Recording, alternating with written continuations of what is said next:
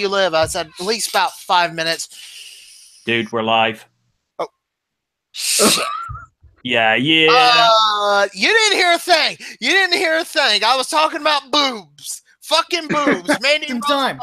Mandy Rose is a fucking boob. How's that? We're good? We're good? Great! We're good. Hey, guys.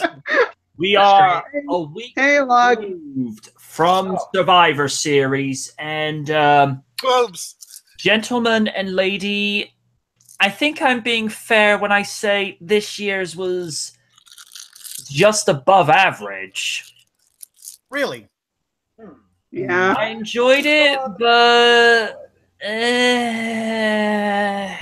there were a lot of things that it could have been done better. Hey, MJ. Yes. Kicking the balls. No. Oh, come on. You can tell it. Ladies and gentlemen, this And is the less than Roman Reigns does. Oni, shut up a second.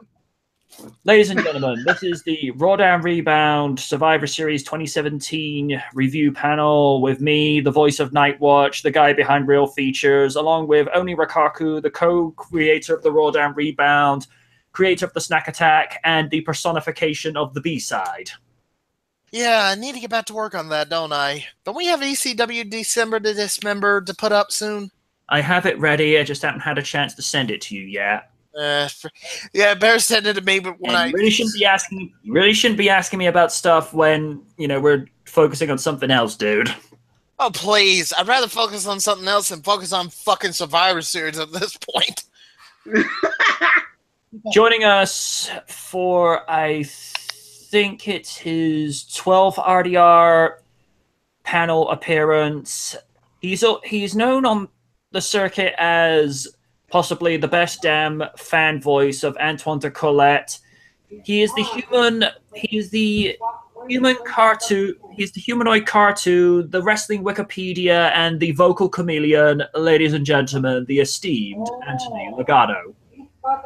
Hey, log in the house. Represent. No more Christmas music, please. Oh, you knew it was coming. Fucking going to Walmart. La la la la la la. Sorry about that, guys. That was my grandmother. Oh, Oni. At least he's not appearing as Ho Ho Hogan. Oh God, no! Ask for that one. And to the man of myth and sound logic, ladies and gentlemen, the Co 92. How's everybody, good people? The cybernetic and energetic Raiden. Slander is imminent. Hope you guys had a great Thanksgiving, but we're just going to rip and tear into anything that is known as WWE main roster pay-per-views. Be ready or survive. And to the First Lady of Awesomeness, Lydia. Always a pleasure. Let's tear some WWE apart. And to the Starkey, always adorable, Win the Rogue, who's making her second RDR panel appearance, but actually with the main roster this time. Hello. Looking forward to doing this review, since it's kind of my step back into finally getting back into wrestling. Hell, I even watched SmackDown on Hulu the other day, and I was very entertained. Well, they say SmackDown's the better of the two shows. Jeez, MJ, you made it sound like Win was part of the NXT roster. I actually watched a bit of the NXT, and I see why you like it so much, Oni. Yeah, me and everybody else. Oni, by making her sound like she's come up from the NXT roster, that would imply she's with the better roster, which NXT is. That's true. And we'll get to what's been going on with the NXT shakeup a little later. Folks, as usual, as has been set as a standard since the SummerSlam post-panel, post-panels now have mulligans. If you really don't want to talk about a match, just give it up mulligan. Can I add a new rule to this? What is this new rule that you wish to pass that I have not? No talking about pre-show matches results, because considering there was 2 unexpected ones when we were doing the preview panel, is it fair to say can we just skip those altogether? All those in favor, raise your left hand and say aye. Aye. Nay. Motion carried. Oh man, I had those 3 matches actually posted up on my written up on my thoughts. Hey, log. What? Super kick. Ah! Up the tree. Anyway. Hey, be lucky you're not Noxus, otherwise I'd start a super kick party. But I am going to say this anyway. Cruiserweight Championship, Enzo Amore versus Kalisto. Mulligan, still don't care. And I saw that was one of the matches that disappointed me. Yeah. Also, Enzo, you ain't Hacksaw Jim Duggan. Stop it with the use of the 3-point stance, will ya? Well, he is a hoe, after all. Oh my. Hey, who you calling a hoe? You ain't calling Enzo Amore a hoe. I don't see anybody. Look, I'm dancing. Says the man who had oiled himself up in a fucking shark cage just to get him out. No. Can we not? No. I do not need what I to do to get some extra money. Hey, what I do to get some extra money doesn't affect you. How you doing? God damn it, A-Log. Hey to Big Battle 22. You can't escape Oni, so that bad of a pay-per-view, Oni.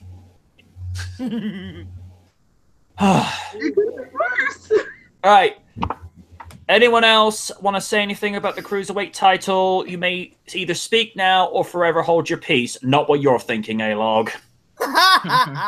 Watch me. To quote that, fucking bullshit. Because I'm sorry, I know that heels these days, from what Lydia told me by putting me up to speed, they kind of have a tendency of being heavy-handed on the rope, but holy crap, Enzo, if you love that rope so much, why don't you two just get married and get a room? You got a mental picture. You could say he got rope. Yeah. You could soap on the rope. Soap on the rope. You could say, "Hey, look, shut up a second." You could say he got roped into it. Oh god. It's the fish puns all over again. You guys have me at the end of my rope. Oh. Hey, I'm gonna give me some soap on a rope. How do I even get roped into this podcast? Soap on a rope. Rope a dope. Anything that rhymes with rope. Oh god, I can hear the rope. All right. Not putting me out of business. Am I even moving here? What the? Oh, hold on a second. Hello? No. Navi? Hello? Navi. No, I'm sorry, I got the wrong number. That happens. Oni, Big Boss says, why did you remind me of it, Oni? Because I think Remind him of what? The shark cage. But that's where you said, "Oh my gosh, you are."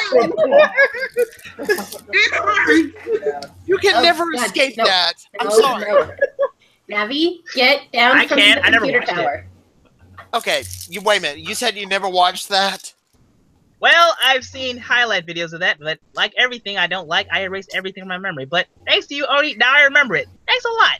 I will say there was one laugh I got out of watching the Cruiserweight match, since I watched the pay-per-view twice. Once because my PlayStation Network app kept crashing the WWE Network one, so I put it on my smart TV. Second time around for smart TV was smooth. Is during that match, that was the only time I ever seen Navi fall asleep so fast. Oh. And we just want to remind you people that we still want to give the Cruiserweights a chance. They just need a better platform.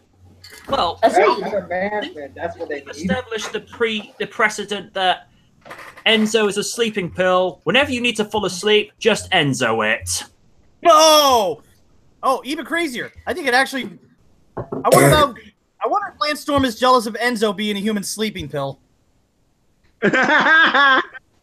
Oh yeah, because that was the only way Austin was able to get to sleep. Mm-hmm. Landstorm, boring. All right. It's a two-way tie between that Roman and Randy Blandy. Don't take those and operate heavy machinery. Nope. I think Oni's going to say something. Next. I only got one thing to say about this. Go ahead.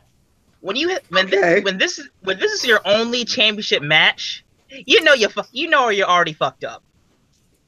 Yup. He's not wrong. Mm-hmm. He's right, you know. Yeah. All right. We move on to the main card. Raw's Shield versus SmackDown's The New Day. The Hounds of Justice definitely had more of a hill to climb than I gave them credit. For years, the Shield have been the dismantlers of tag teams in the WWE, but I don't think they were expecting the challenge in their counterparts from SmackDown. The New Day put up more of a fight than I was expecting. Now, that's not to say I didn't think that the longest reigning tag team champions in history had no chance against the Shield. I just didn't expect them to be this enduring or combative. But you can be as combative and impressive all you want to. What matters is the win. And on that night, the Shield prevailed. Believe that. Oni. Oni, wake up! Wake up! You're going to sleep on me. Damn, it's like that. Oni, Elman's interested. Oh, very fun. Okay, legit. It was actually an all right match. It's sad when the New Day are the only ones to get the Shield over in this day and age. Huh. I mean, just when you thought you could make the Shield interesting and actually make Roman Reigns look like a incredible threat, the next night on Raw says a different story. Oh dear. Congratulations, whatever good you tried to do with Roman Reigns, you have undone by making him Intercontinental Champion because Vince has a big boner for him. And also because the Miz is going off to film the Marine 5. 6. Wait, what? I can't picture a pay worse than death. Okay. Than to do another Marine movie. Okay, you mean the Marine 6. All right. Oh yeah, there have been more than 5 Marine movies. You're right. Yeah, and Becky Lynch as well, so... Yay. And Shawn Michaels. That surprised me. Really? Yeah, Shawn's doing the Marine 6. I didn't know HB Shizzle was that desperate for money. Oh, he's not having money problems. You know what? Forget I asked. Yeah. Remember, he did Playgirl at one time, so Let's not be reminded of Oh, that. God. God, no. Damn it, Oni. Shawn will do better just by coming back into the ring. Oh no, wait. We've had that before. Mm-hmm. Yeah. Inappropriate uses of a championship belt. No. I don't want to be reminded. No. Stop. Really, A-Log? Really? Stop. Desist. I've only mentioned it. Don't go further than I did. Your reactions is hilarious. And also, girls don't really read that magazine. It's more for the men. Oh, don't be so sure. Yeah. MJ. There's some women that actually do read it. I mean, it does say Playgirl on the cover. Are you sure about that, A-Log? Is there Isn't something it you want to tell us? I was gonna say, isn't it Playboy? It's Playboy because of the females. It's... We are going off topic. Move on. Yeah. Yeah. Okay, well, although the match was entertaining, it still doesn't replicate the war the Shield had with the Wyatt family years ago. So, but New Day pulled it off like I thought it would. But is it just me, or the match was the match very underwhelming? I didn't think so. Not what I need down there. You know, to each their own. Okay, yeah, I mean, it was okay, but I don't know. I think maybe because I watched War Games and how I couldn't stop smiling, I think just watching that match just made me, like, bored. So, it was okay to me. A-Log? Now, only if these sets of 3 can compete in the trios tournaments for Shikara. Anyway, this match was absolutely bonkers and sees each team try to one-up each other. We saw the New Day stack each other up for a splash, to Big E putting Seth and Dean up for a double variation of the Midnight Hour. But it easily gets topped by a 3-man powerbomb from the middle rope for the 1, 2, 3. Raw 1, SmackDown 0. Lydia. Oh, jeez. As much as I like this match, the wrong people won. I really think that the New Day should have taken this one. It just bugs me that they keep pushing Roman in front of us. I don't care how many people you put in front of him. Roman's still there. And I don't care. And I hope they take the belt off him again. Because I don't give a shit. And I'm good. Win, your 2 cents. It was a nice step back in, but I have to agree with Lydia that the New Day should have won. Because seeing them come out with the energy they had and just the all-around nerdiness and fun factor that they have to them, I was all, hey, I like these guys. I was talking back and forth with Lydia during the entire match, and she was telling me at one point they came to the stage in Saiyan armor, and I'm all, oh, cool. They're kind of the fun underdog type of characters, and I like those characters, especially since their entrance kind of harkened me back to the days of when Too Cool and Rikishi would come out. Oh, those were the days. Yeah. Only difference is these guys come out and pour a box of cereal over you. Oh, and Win. Oh, Lynn. Lydia, did you tell Win about, you told her about the Super Saiyan outfits, but did you tell her about about it also happened, what was it? That they came out of the giant cereal? Yeah, no, I forgot to tell her about that. They came out of the giant cereal box. That was the match against the United Nations? League of Nations, and I can't believe I remember those names because those guys bored the crap out of me. And then what happens afterwards? They get outdone by Mick Foley, Shawn Michaels, and Austin, and that that building went super crazy. I never heard an arena that loud in this day and age. Oh, what about the time when we all saw like Hulk Hogan, Stone Cold Steve Austin, and Shawn Michaels in the ring together for WrestleMania? Next year, I think? That was for WrestleMania 30, but Stone Cold's pop at Mania 32, I haven't heard a single WWE arena that loud since he retired. Wow. But then again, it's Austin. Are you really that surprised? Mm-hmm. Nope. Nope. No, not surprised. All right. Code 92? Yeah, for the opening match, I thought it was actually a good opener. I liked both teams. They did pretty well. Both looked strong in this match, and I'm actually glad to see the Shield get the win since it's been a long time coming since they've been Alrighty. The Prez says in the chat section, hi guys. Hi Prez. Hey, What's up, Prez? Up next, the first of the traditional Survivor Series match, the Raw Women versus the SmackDown Amazons. I did call that Asuka would be the sole survivor. She worked. I think we all did. We all did, yep. I didn't expect Becky to be eliminated that early, considering she was the team captain. Major highlight about that. That really pissed me off. Major highlight I enjoyed was seeing the first confrontation between Nia Jax and Tamina. I'm reminded of that question: what should happen when an irresistible force meets an immovable object? Was Tamina and Nia. Addy tap out, put Raw up 2-0. Give this girl a title shot now! Oni. Yup.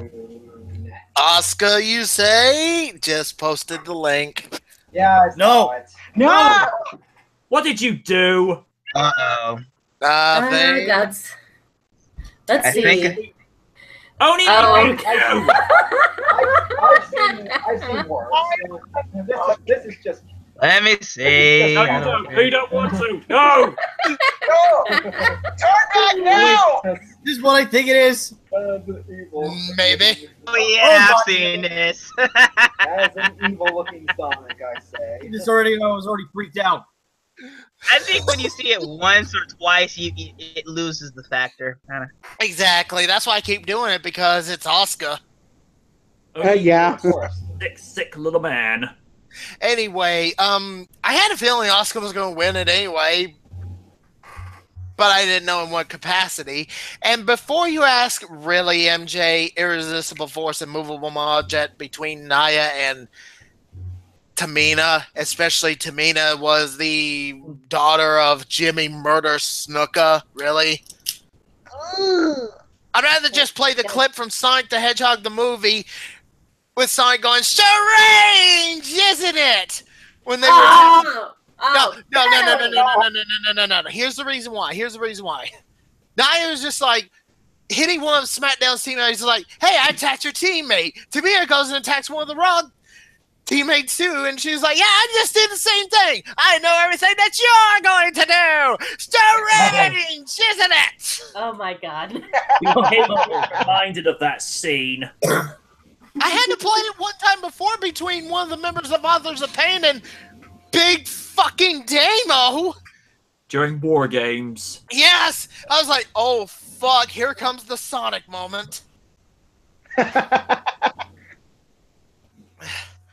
It's just... Wait a minute. I'm getting something from Big Battle. Hold on.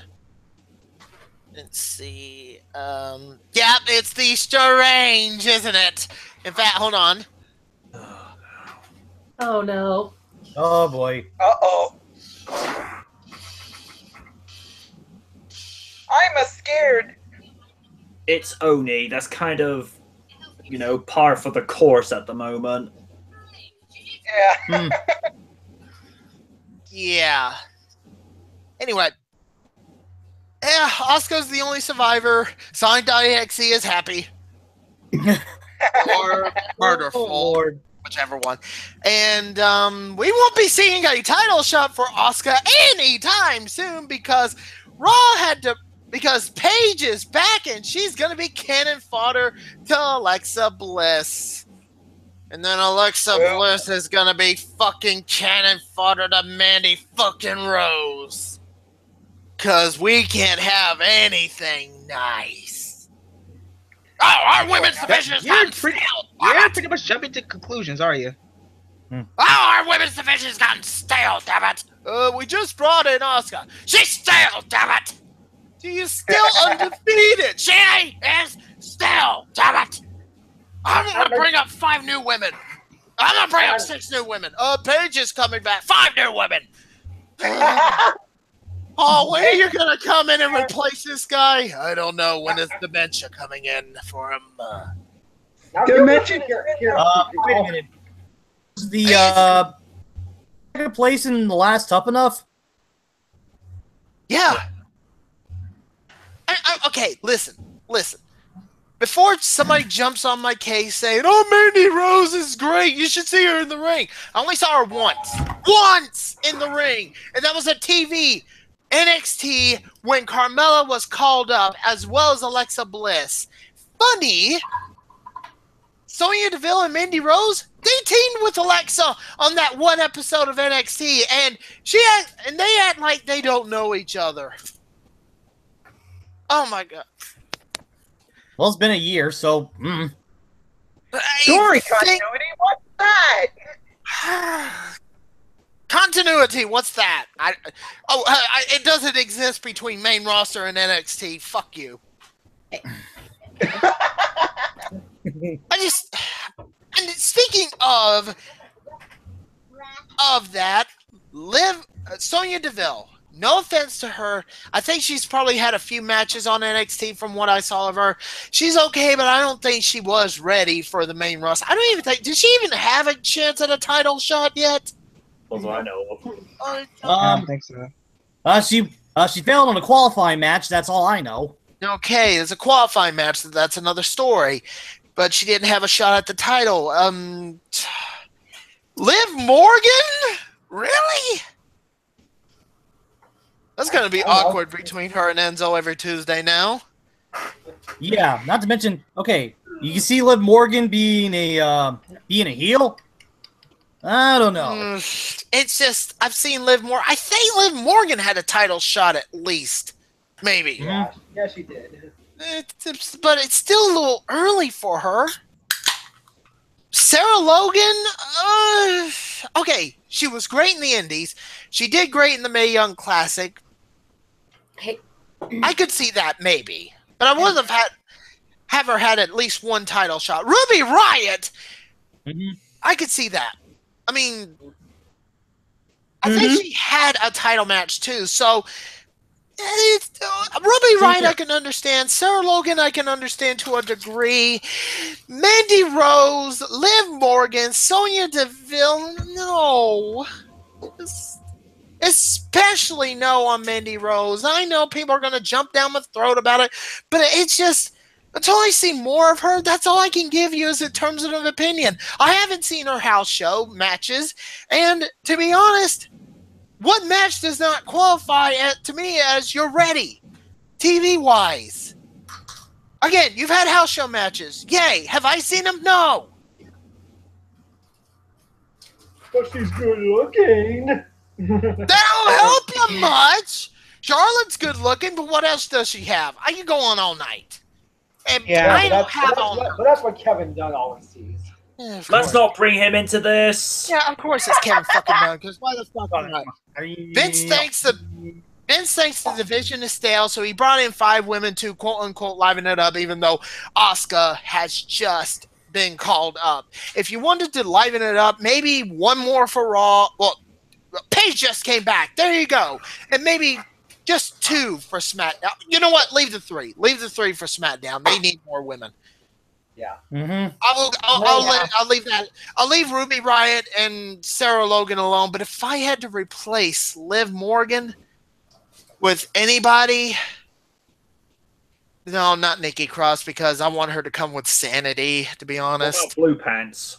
Leva Bates, Indies. She's not really with NXT. Oh, fair enough. See, I would say okay. I will say it. The iconic duo. Just have 4 women for SmackDown. I can't break the iconic duo apart of Peyton Royce and Billie Kay. No, you can't. I just can't. Yep. It's Late Cool 2.0. Only they're Australian. And so bisexual. I get that feeling every single time. Every time I watch one of their promos or matches, they are just like, "You are not Late Cool. You are more. You're in love with each other, aren't you?" I give off that. Well, that's vibe. what Legos can do to you. I mean, I give off that vibe. It's not. Go ahead. Sorry. No, I was saying it's Billy and Chuck 2.0. Oh, let's not be reminded of that one either. Not that. Oh dear God. Not that. I'm talking like in terms of. You see, I'm a supporter of the LGBTQ community. I'm straight, yes, but I still support it. And I have this vibe sometimes when I know somebody's, well, gay, bi, lesbian, etc. I think Lily Livers refers to it as a gaydar. Well, I don't want to put it like that. It feels like an insult, but I do. Well, I'm only quoting what she told me. It's just a vibe I get, and Billie Kay and Peyton Royce gives off that vibe. They have boyfriends and all that, so I'm thinking, oh yeah, they're bisexual. The way they act towards each other, and they have laid in bed together, not in the way, like, I don't know, just, it's weird.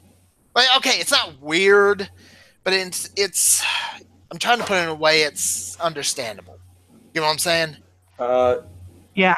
I suppose you're saying it's not in the conventional sense. Not in the conventional sense. Let's go with that. Yeah. This is good.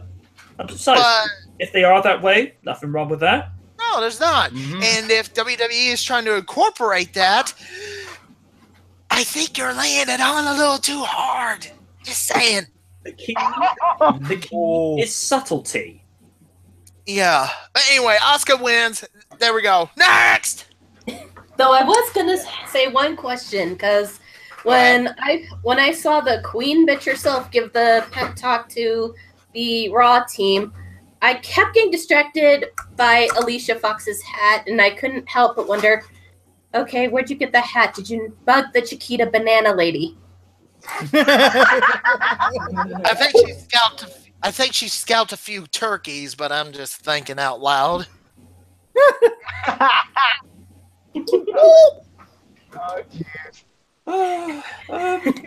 Raiden? Bruh. How you gonna eliminate Becky Lynch for the first time when I don't see Becky Lynch versus Asuka? What kind of shit is that? Yeah. Match wise, it was okay. I'm sorry. As a watcher of a lot of good wrestling outside of WWE, every time it's just like when you watch a main roster pay-per-view nowadays, it's like, ugh. Yeah. But match wise was good, and of course we all predicted Asuka by Murder, so good on her. And for a little concept of the whole NXT calls and everything, I'm interested in what they're going to do with them, but with main roster wise, I would hold my breath on that. So yeah. Also, just to add a little something in, as soon as I saw Asuka smile, I thought, "Oh, you are so fucked." Right in the down under. Smiling, it's like you are screwed because she goes. Oh, hey, Prez. Hey, Prez. Yes, I'm here because MJ decided to be an asshole and not invite me. Dude, I didn't know if you were going to show up or not. You're here now, though, aren't you? Yes, but you could have asked me. Better late than never. Who knows? Maybe MJ was just having like memory issues due to sleeping problems. I don't know. I told him not to put you in because nobody likes NASCAR and golf. Bye. Oh, here we go. Yeah. Oh, damn. Oh, Jesus. Yeah, I could say that. You know, Oni, I could say the same thing to you. Nobody likes a guy who. Come on, get it out. It It doesn't take you that long to process a thought. I got shit to do. I got legit shit to do today. For real. Yeah, I'm not lying. I can't think of anything. And there it is. Yeah. Oh God. I'm not looking so bad, Prez. Prez, your thoughts on the Women's Survivor Series match? All I can say is that when Becky Lynch figures that she got screwed or something, she kind of goes a little bit nuts. But the match itself, I thought it was good. And is it me or did they make a botch with Nia Jax or something? Or no, not Nia Jax. Like Alicia Fox tapping out, but there was no bell. Maybe something like that. Ring the bell. Okay, who made Sin Cara the timekeeper?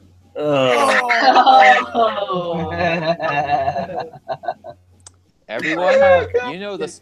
Everyone here knows the song. Come on, don't be shy. Do do do do do do. Botch. Code 92. Well, there's nothing much I can add to it that everyone else has said. I thought the match was pretty decent for the most part, and I'm glad to see Asuka get the win. I do hope maybe sometime around WrestleMania is when they're going to build it up to the title at some point. All right. A-Log, you're up. Ouch. All right, the Foxy Ones versus the Steampunk Queens. Now, this is a Survivor Series match. Each of the ladies did well for their respective team, and it was exciting as all hell. Shame that Becky Lynch bit the bullet in the beginning, and Lydia was right about Lana getting involved. Best part?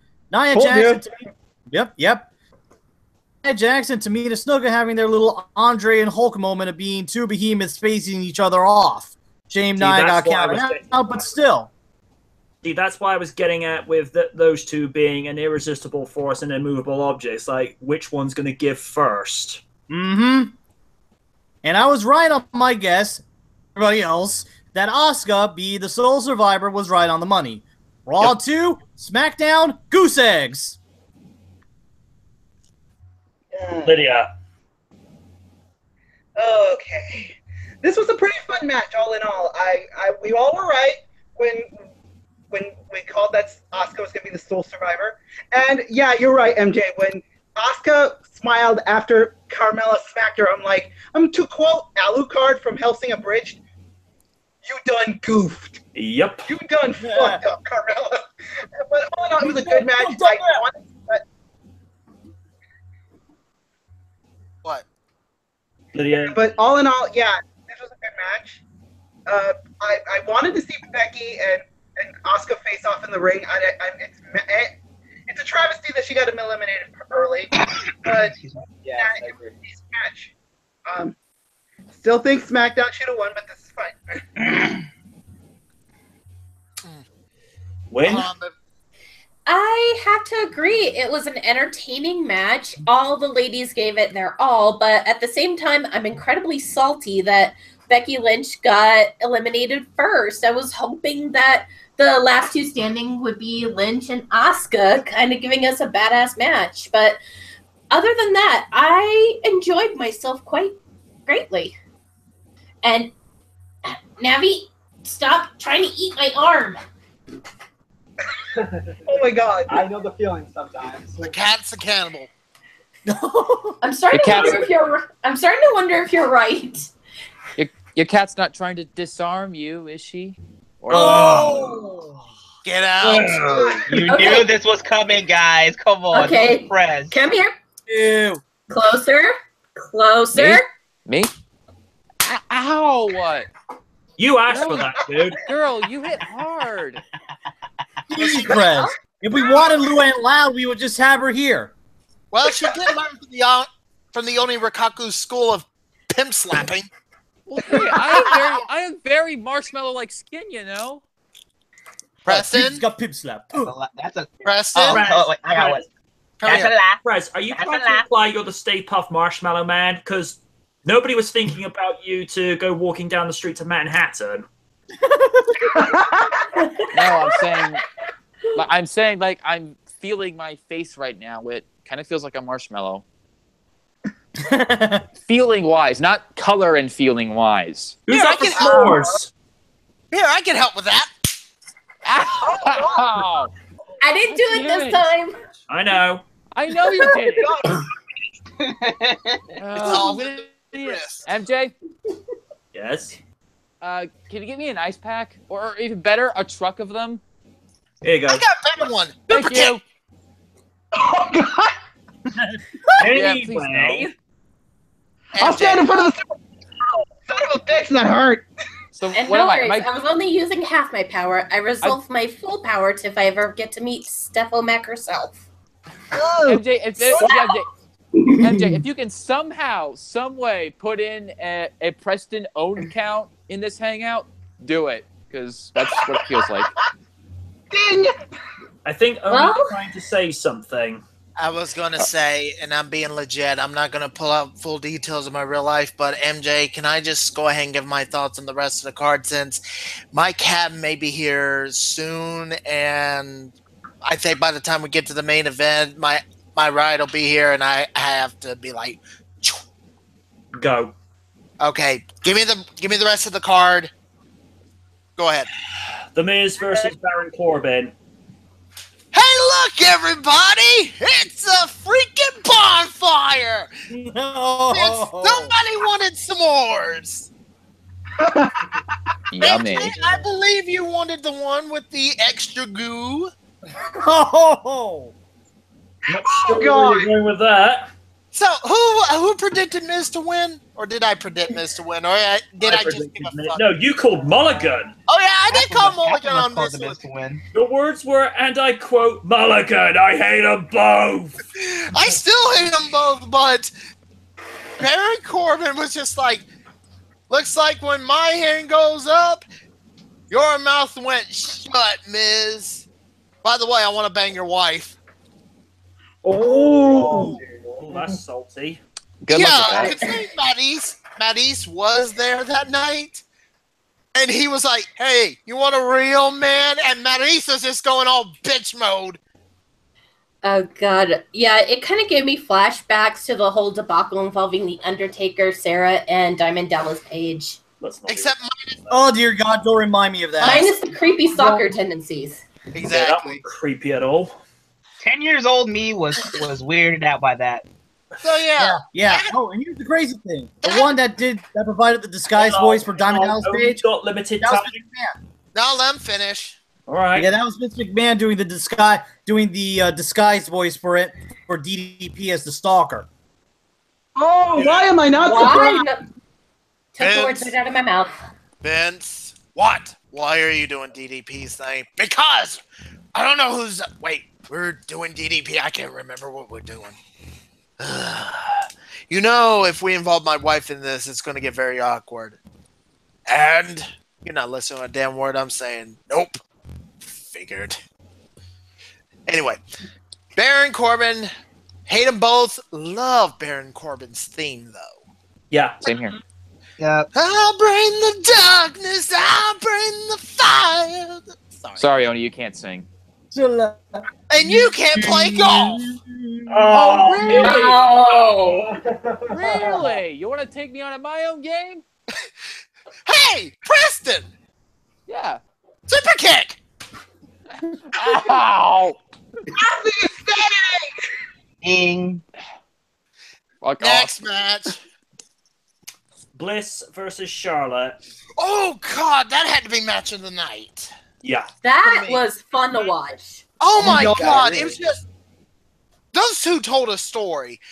Alexa wanted to have finally beat the last member of the Horsewomen, and Charlotte's like, come on, I'll be your Huckleberry. Or something like that there. I'm just like, she wants Alexa to beat her. She wants Alexa to shut Charlotte's mouth. I was like, wow, you got balls. So Charlotte is Huckleberry Finn? No. It's that, fuck. I'm trying to remember. It came from that one movie where it's just like, oh, I'll be your Huckleberry, or something like that. What movie was it? I don't know. Forrest Gump. No, are you sure? Nah, I Yeah, don't I was recall thinking, I don't recall that. Stone for some reason. Oh well. Hold on, It let me doesn't just do a Google search. matter. Just do a Google search while I'm doing this. Just the counters and everything. And there was like a couple of moments where those two reenacted their NXT matches in reverse, where Charlotte bent Alexa, Alexa bent Charlotte by the neck. Ew. Charlotte won, That's not- but both won match of the night. And after the match, Alexa was just holding her title just to press, and look who came from behind her. Charlotte and Becky on Twitter tweeting about the freaking match. Yeah, I saw that. That's not bad timing at all. Timing! That's not what's name. Oh, by the way, the "I'm Your Huckleberry" line, that's from Tombstone. Ah. I've heard of that one. Yeah, Yeah, Yeah, I've heard about that. a lot of people like to use that line for McCree and Overwatch fan art. yeah. So They like to pair him with Hanzo. Don't okay, judge me! next match.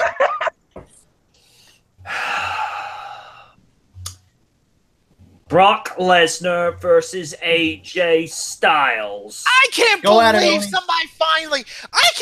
somebody finally gave Brock Lesnar a good match.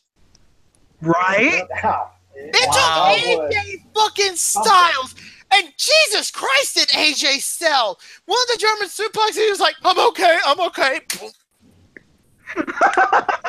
Jesus Christ, I was just like, well, how are you not dead? And my friend that was in the supplemental panel, Chow Snake, Mm-hmm. he was just like, oh, please don't let AJ die. And I was just screaming, why couldn't it have been Jinder Mahal? Oh, It wasn't him. I mean, granted, I'm glad it wasn't Jinder Mahal in the match with Brock Lesnar because the match would have sucked. But at the same time, if all those moves had happened to Jinder, I'd have been like, where's my popcorn and where's my beer? Where's the beer? This is beer time. Or the Michael Jackson popcorn meme. Oh, this gonna be good.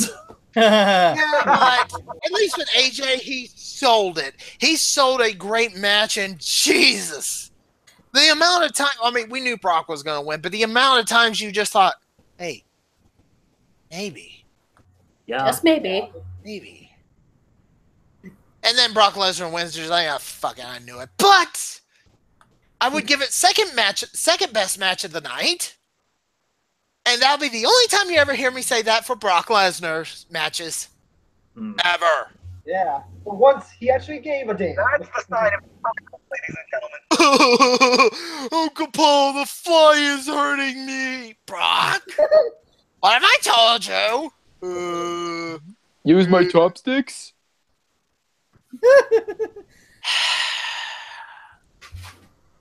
AJ, you're good. Smack him up the head a couple of times. Oh, you got it. Boom! Boom! I forgot math again, Uncle Paul. Of course you did. Of course you did. What's 2 plus 2? 2 plus 2 equals window? You're doomed!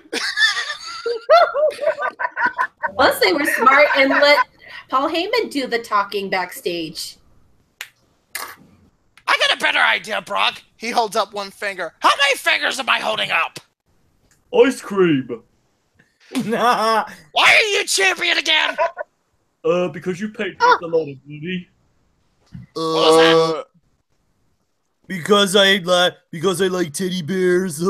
Yeah, that's the reason, Brock. I'm Now let's champion go with that, because Brock. I'm champion because Vince McMahon likes big sweaty men.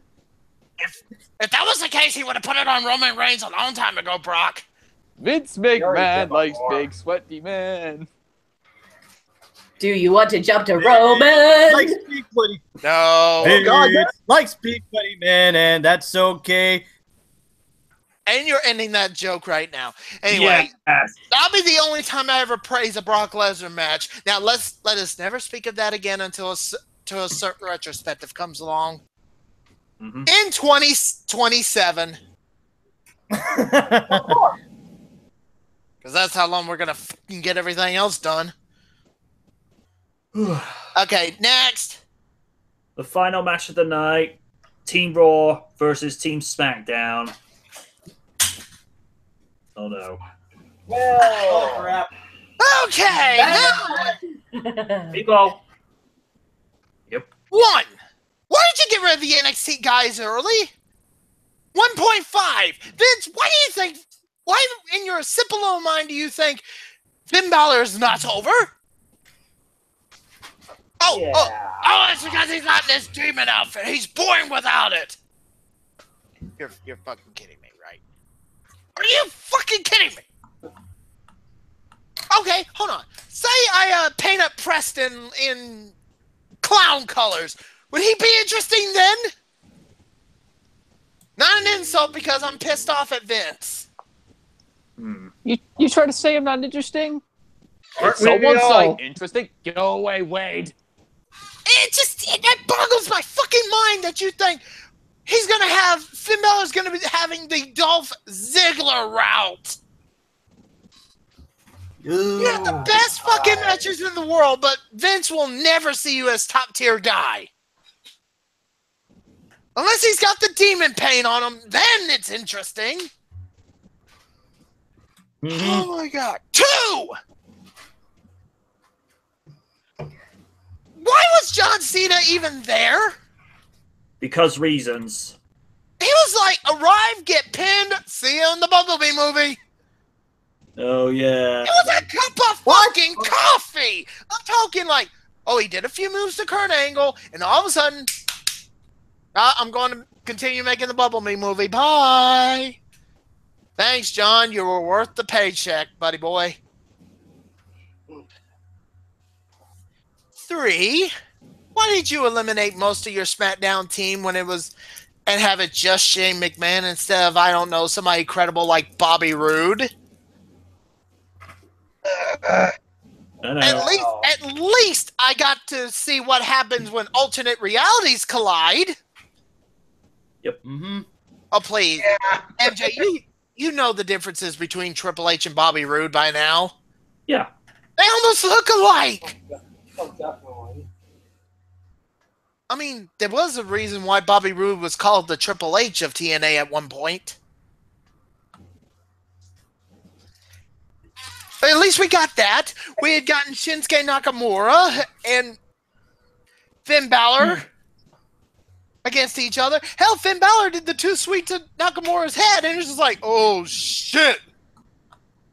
I don't want that signature in my company ever again. Okay, what number am I on now? You're on 3. 4! Why did you have Triple H pedigree Kurt Angle and have him pin Shane McMahon pin him? Mania. Go. 5! Why have doing all that and it's like, oh, I'm signing with Shane. Never mind. Boom. Pedigree 1, 2, 3. Because Triple H wanted the glory for himself. Again, ego.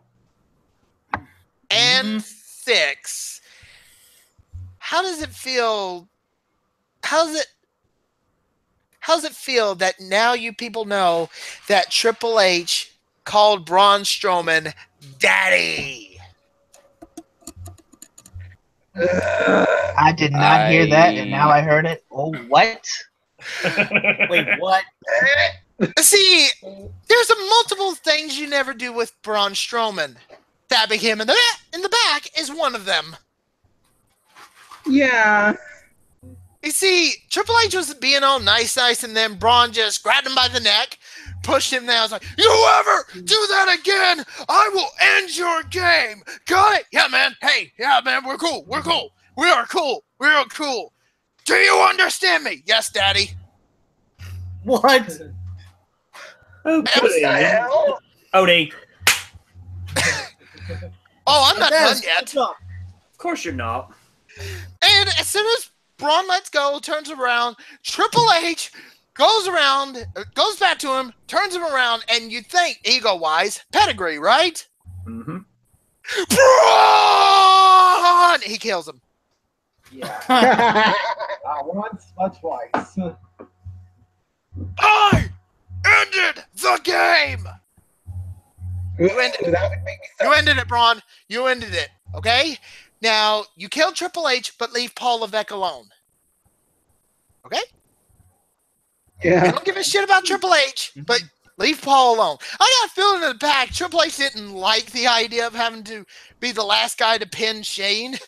He's like, why can't one of the NXT guys do it? Why can't I just be eliminated and just be on my way? Because everybody wants to see you win.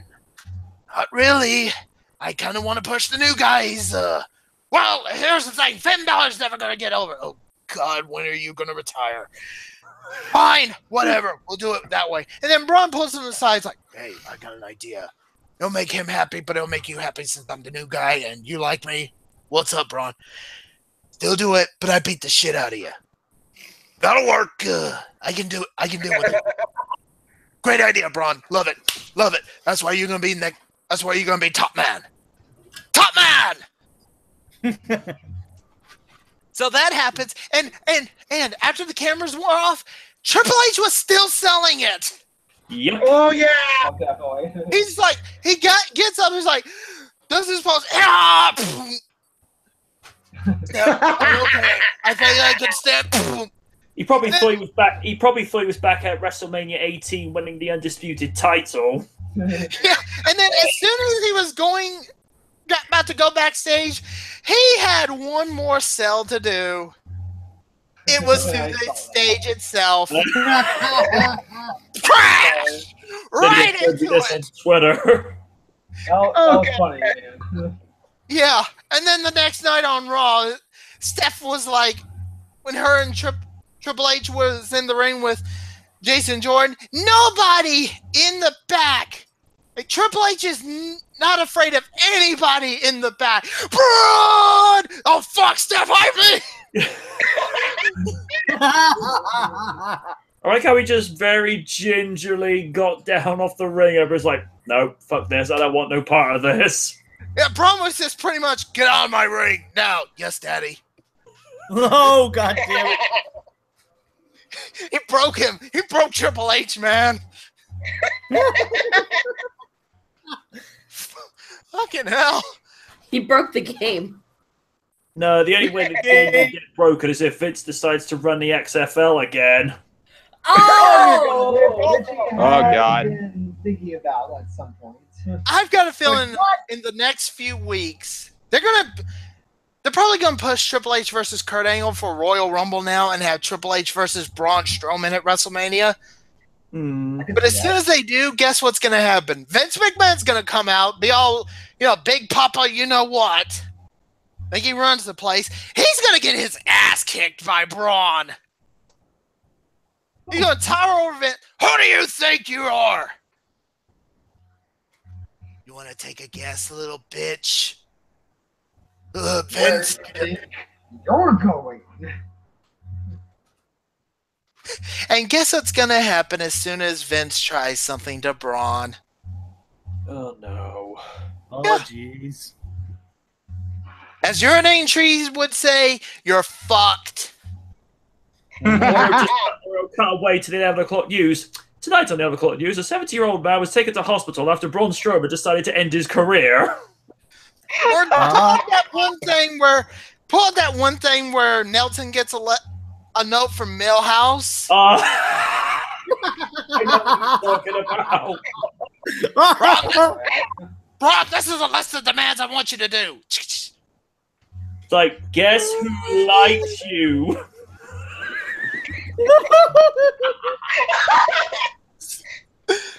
All it takes is one Braun in Vince's history.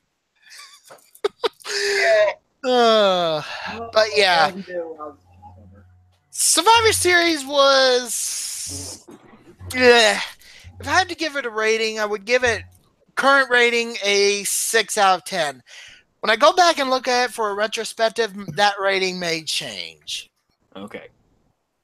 But yeah, that's it for me. I'm sorry, everybody. I can't stay a while longer, but real life has called me in, and I have to be ready. I'm afraid. So, thank you guys. I will see you whenever. Royal Rumble. Yeah, we'll go with that, or the B side, or whatever. Have a good night, Right, everyone. man. Peace out, Oni. See you guys later. See ya. See ya. Godspeed. Well, we're done here. All right. Where were we? MJ, I have a question. Mm-hmm. Since I came in late, are we gonna get me up to speed or whatever, or already up to speed? Like, I'm not sure what's going on here. The only one you haven't covered thus far is the New Day versus the Shield. Let's see. How can I describe this match? Oh yeah, madness, absolute madness, chaos, a calamity. If only there was some way I could just combine all those adjectives. But yeah, highly enjoyed the match, and it would definitely be a shame to not put the Shield over. But even if the New Day won, it still would have been a really good match. Okay. Champion versus champion. Raw's Intercontinental Champion, The Miz, versus SmackDown's United States Champion, Baron Corbin. Things are not going Miz's way as of late. First he loses this match, and then he loses the Intercontinental title the next night to Roman Reigns.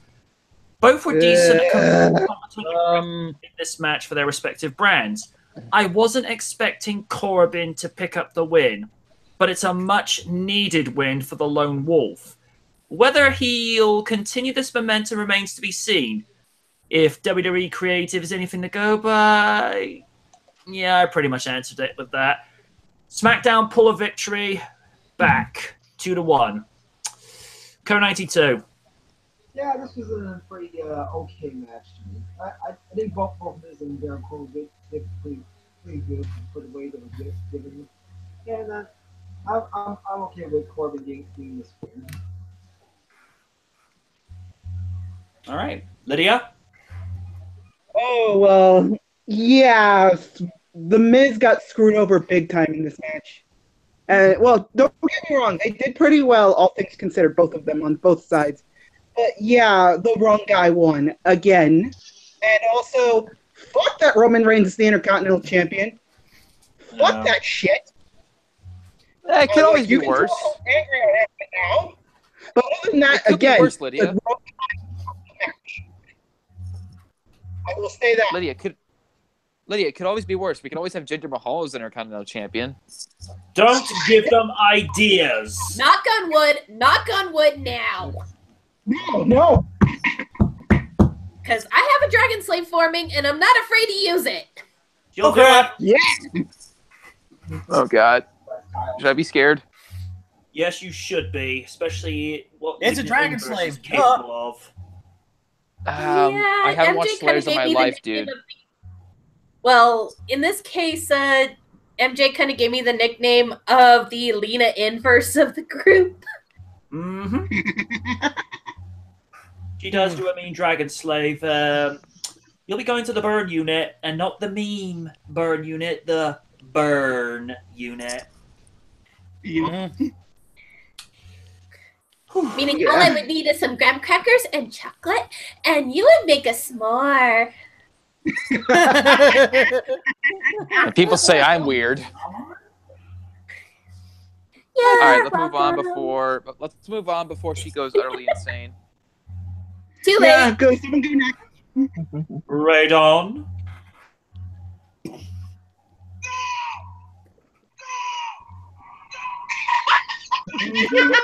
Hi, Daniel Bryan. What Daniel Bryan is trying to say, Mulligan. I can't stand either one of those two. I didn't care about this match. A part of me is happy that Miz is not the IC champion. Thanks, sweet merciful God. But you put the title on Mr. New X-Pac Heat.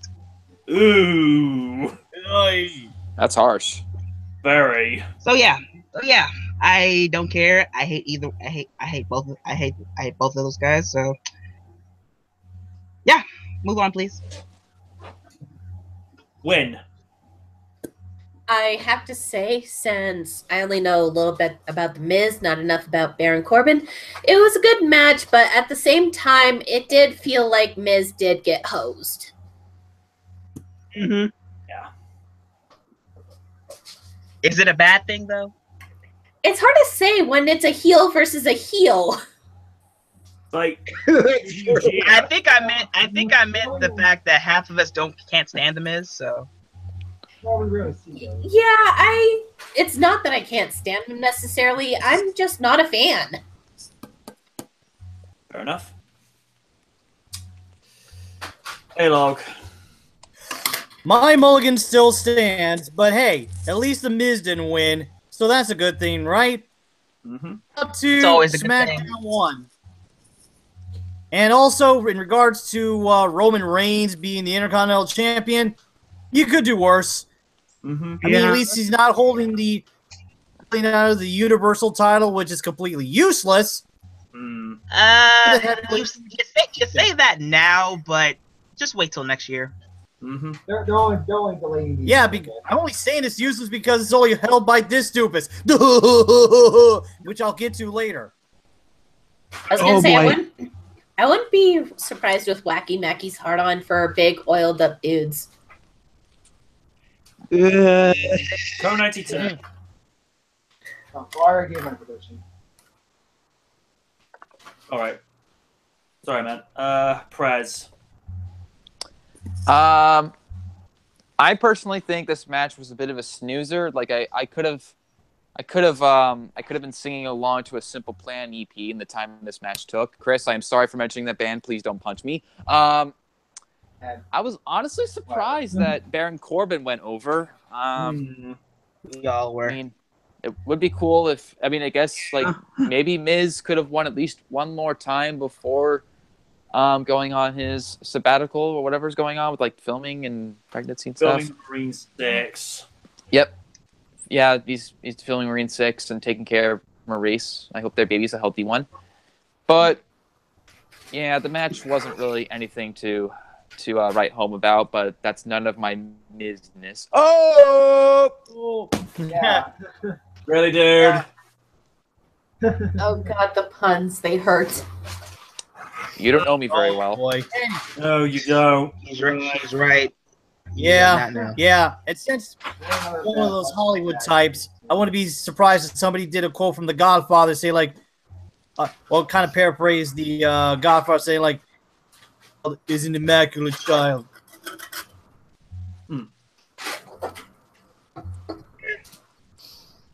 All right, then. Next up, champions versus champions. Raw's tag team champions, Sheamus and Cesaro, a.k.a. The Bar, versus SmackDown's tag team champions, the owners of the Uso Penitentiary, the Usos. They often say imitation is the sincerest form of flattery, although in the Usos' case, I think it's more on the lines of trash talking. This match was a lot more hard-hitting than I was expecting, but then again, it's nice to be surprised on occasion. Perhaps WWE can surprise me with regular competent writing? Well, it was worth a shot. The Bar did well, but it was just not their night as the Usos picked up a much-needed victory for Team Blue. 2-2, Raiden. This match, I was actually excited for it, and it did not disappoint. Nope. After last year when they faced off for the tag team Survivor Series elimination match, I knew they would meet. So I gotta say they gave it their all in the whole match. That flyby tag match was, to me, one of the highlights of the night. So in retrospect, enjoyed that match, and to be honest, even though I got love for the Swiss Superman or the Swiss Cyborg, the Usos had the right to win that match. Yep. Lydia? This match was actually very surprising to me. I was expecting Sheamus and Cesaro to just own these guys, but I forgot that the Usos are competent athletes. And the only reason I think Sheamus and Cesaro because SmackDown gonna get screwed over again, but I was pleasantly surprised. So it was a good match. Win? I had fun watching that match. I don't really know too much about the Usos, but as you had once ran by me, their aggression is definitely on point.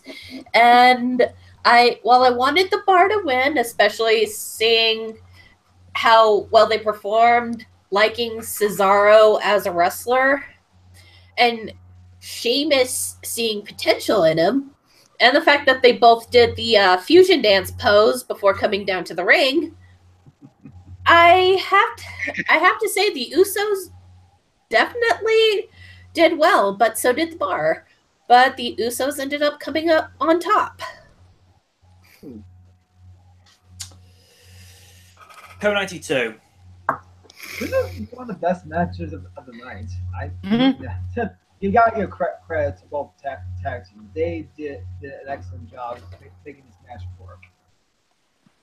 And yeah, I'm glad we got to see them do well. And Usos getting the win was pretty good, in my opinion. So hats off to them. Prez? I kind of knew the Usos would win, to be honest, considering like all the momentum they had on SmackDown. Like, I don't remember the last time they lost on SmackDown, to be honest. Match itself was definitely better than the Miz and Corbin match, but then again, I would say that a 10-minute squash match on WWE 2K18 would be more fun than Miz and Corbin, but that's a story for another time. But yeah, that's my thoughts on the Usos Bar match. Very fun, and I kind of knew the Usos would win all along. A-Log?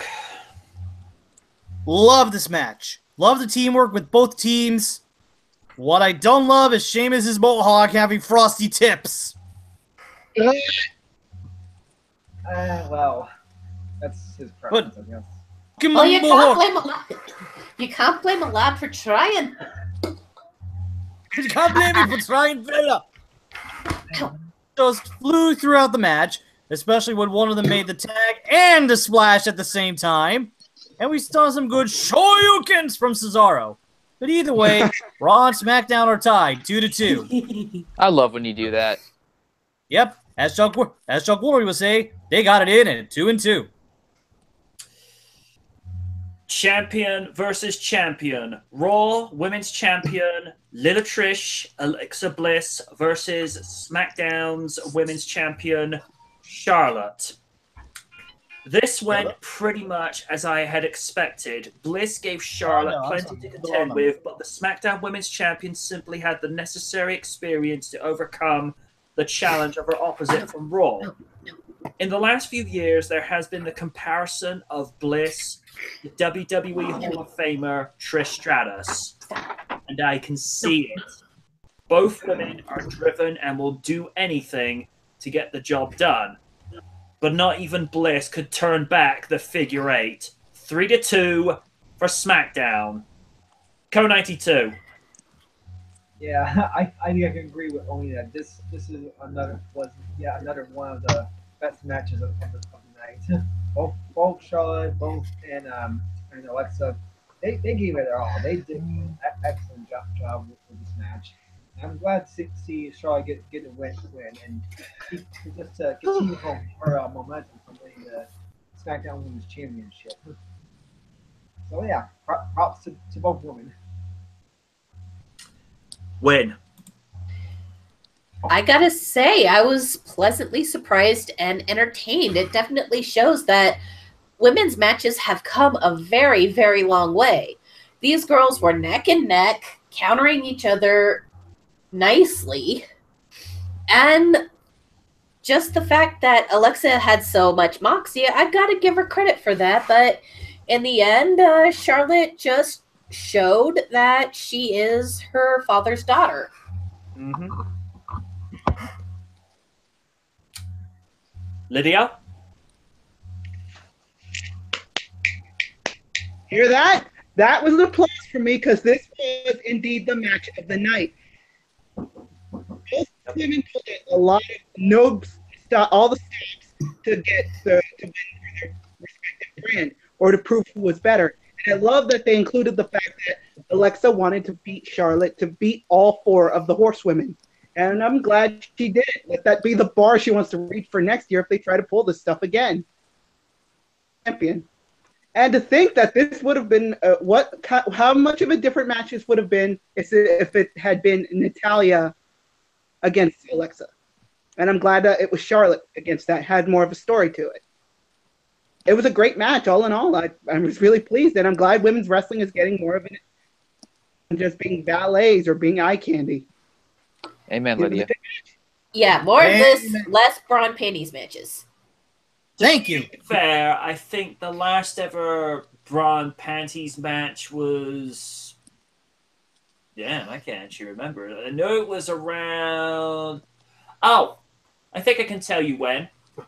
It was the night on Raw after... no! It was Raw's Homecoming in 2005. Trish and Ashley Massaro versus Vince's Devils. Oh, Tori Wilson and Candice Michelle? Yeah. That was from Raw's Homecoming. But yeah, regardless, you kind of understand what I mean, that it really has come a long way from being fan service to kind of mediocre matches to holy shit, I want more of this. See, this is what happens when you put Triple H in charge of the women's division in NXT and then have them filter up to the main roster.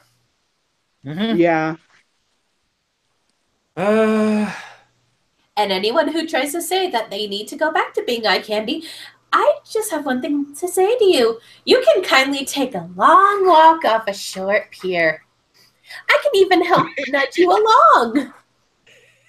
I got the cement shoes ready. He's sick. You guys are starting to scare me.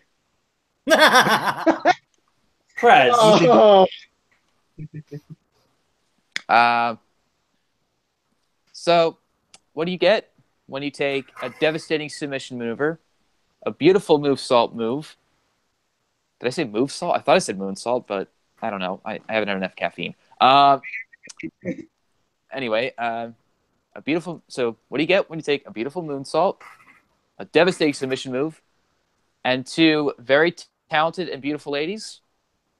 You get a super duper wicked awesome Survivor Series match between Alexa Bliss and Charlotte Flair. Definitely one of the best matches of the night. And I could talk more, but they would be pretty much echoing what Lydia and Wynn said. So I'm just going to save my breath. Hey, Log.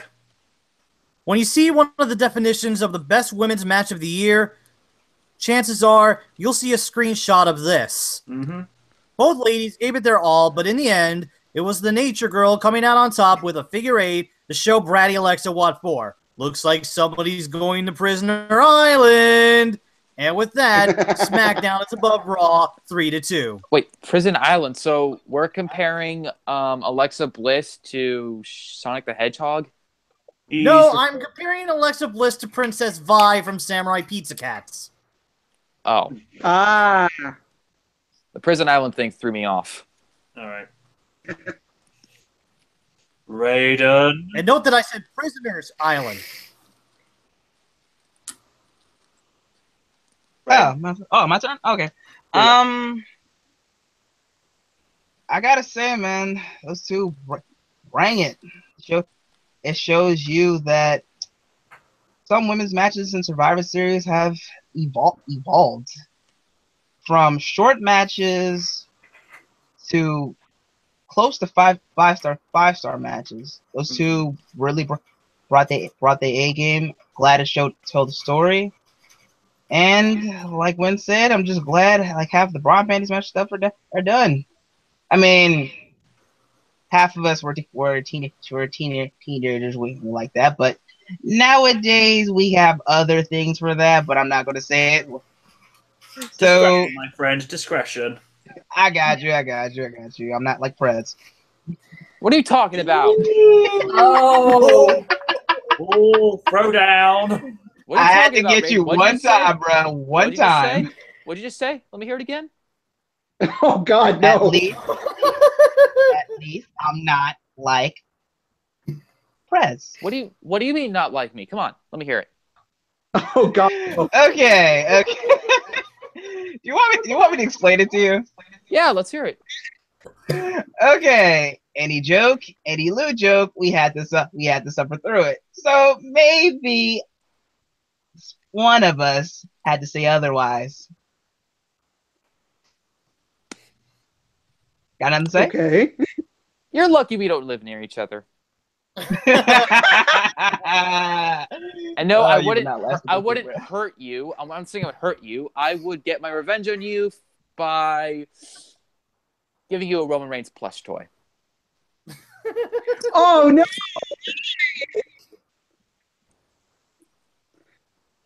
Anyway. Love you too, Prez. Love you too. You want a hug? Oh, Screw it. careful, Naffy. I put Watch out, he's deodorant got on a this morning. knife! Don't worry, Raiden. I put really good deodorant on this morning before that hug. I can tell. Okay. Anyway, Champion. have you all said our piece on Charlotte? Yeah, Chris has actually just gone to go get some nourishment, so we'll get his thoughts on the match as and when he's able to get back. Wait, didn't he already say it? I mean, it was kind of muffled. Well, dude, if the man's gone to go get some food, let him go get some food. Okay. You'll say his piece when he says his piece. Mm-hmm. That made me hungry. Champion versus champion. Raw's Universal Champion in Brock Lesnar versus SmackDown's WWE Champion AJ Styles.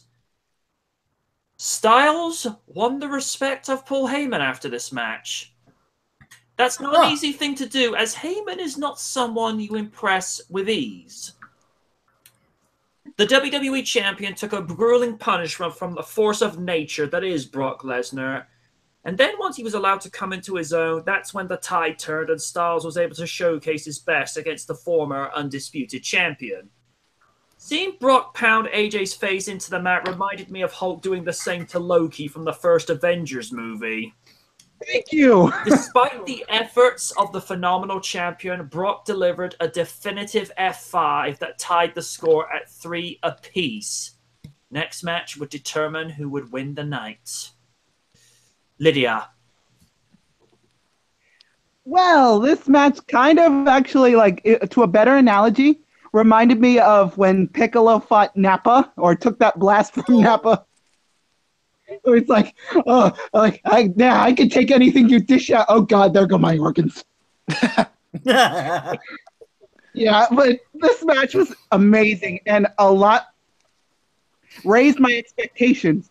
I never thought that AJ would actually pull off a long-lasting match with Brock. I thought it was going to be another squash match, and I was going to be angry. But I have other things to be angry about. I'll get to angry stuff later. Oh, yeah. It was a great match, and AJ gave it his all. But Brock came out on top again, and just like MJ said, AJ won the respect of Paul Heyman. Not easy, because that man he will not admit anything, to be perfectly honest. But it was a really good match, and we can be down the line. There we go. Can I go next? Go ahead. I know we're quoting a bit of an old meme here, but I'll say it. Ooh, AJ, you almost had it. But yeah, AJ literally almost had it. Just a mistimed phenomenal form of 450 splash, whatever he was going to go with, but Brock countered with the F5, and it was good night, Irene. I'm American, and I say that. Anyway, I mean, I was sad, but like Lydia said, there are plenty of other things to be angry about, including people bitching about what the new Formula One logo looks like. And I have a response to that, so if you'll just give me a quick second, give me a minute. Uh-oh. Oh, dear. Oh, boy. You know how he is with his NASCAR. You idiots! He's gone all Ren and Stimpy on us. Oh, boy. No. Oh God, hide me, Lydia. At least it isn't like don't whiz on the electric fence style. Yeah. Oh dear sweet mother, God. Lord Jesus. Anger. Oh, God, no. Don't worry, Lord. Raiden. I didn't. Virginia. Now, Raiden, I don't have any like electrical shocks. I didn't get any electrical shocks from reading those comments about the new logo, but that doesn't mean I didn't want to inflict those things upon myself. Okay, fine, I'm not that crazy, but anyway, that's a subject maybe for Sunday Night Live. Let's get going. Raiden. Yeah. Raiden. Wake up!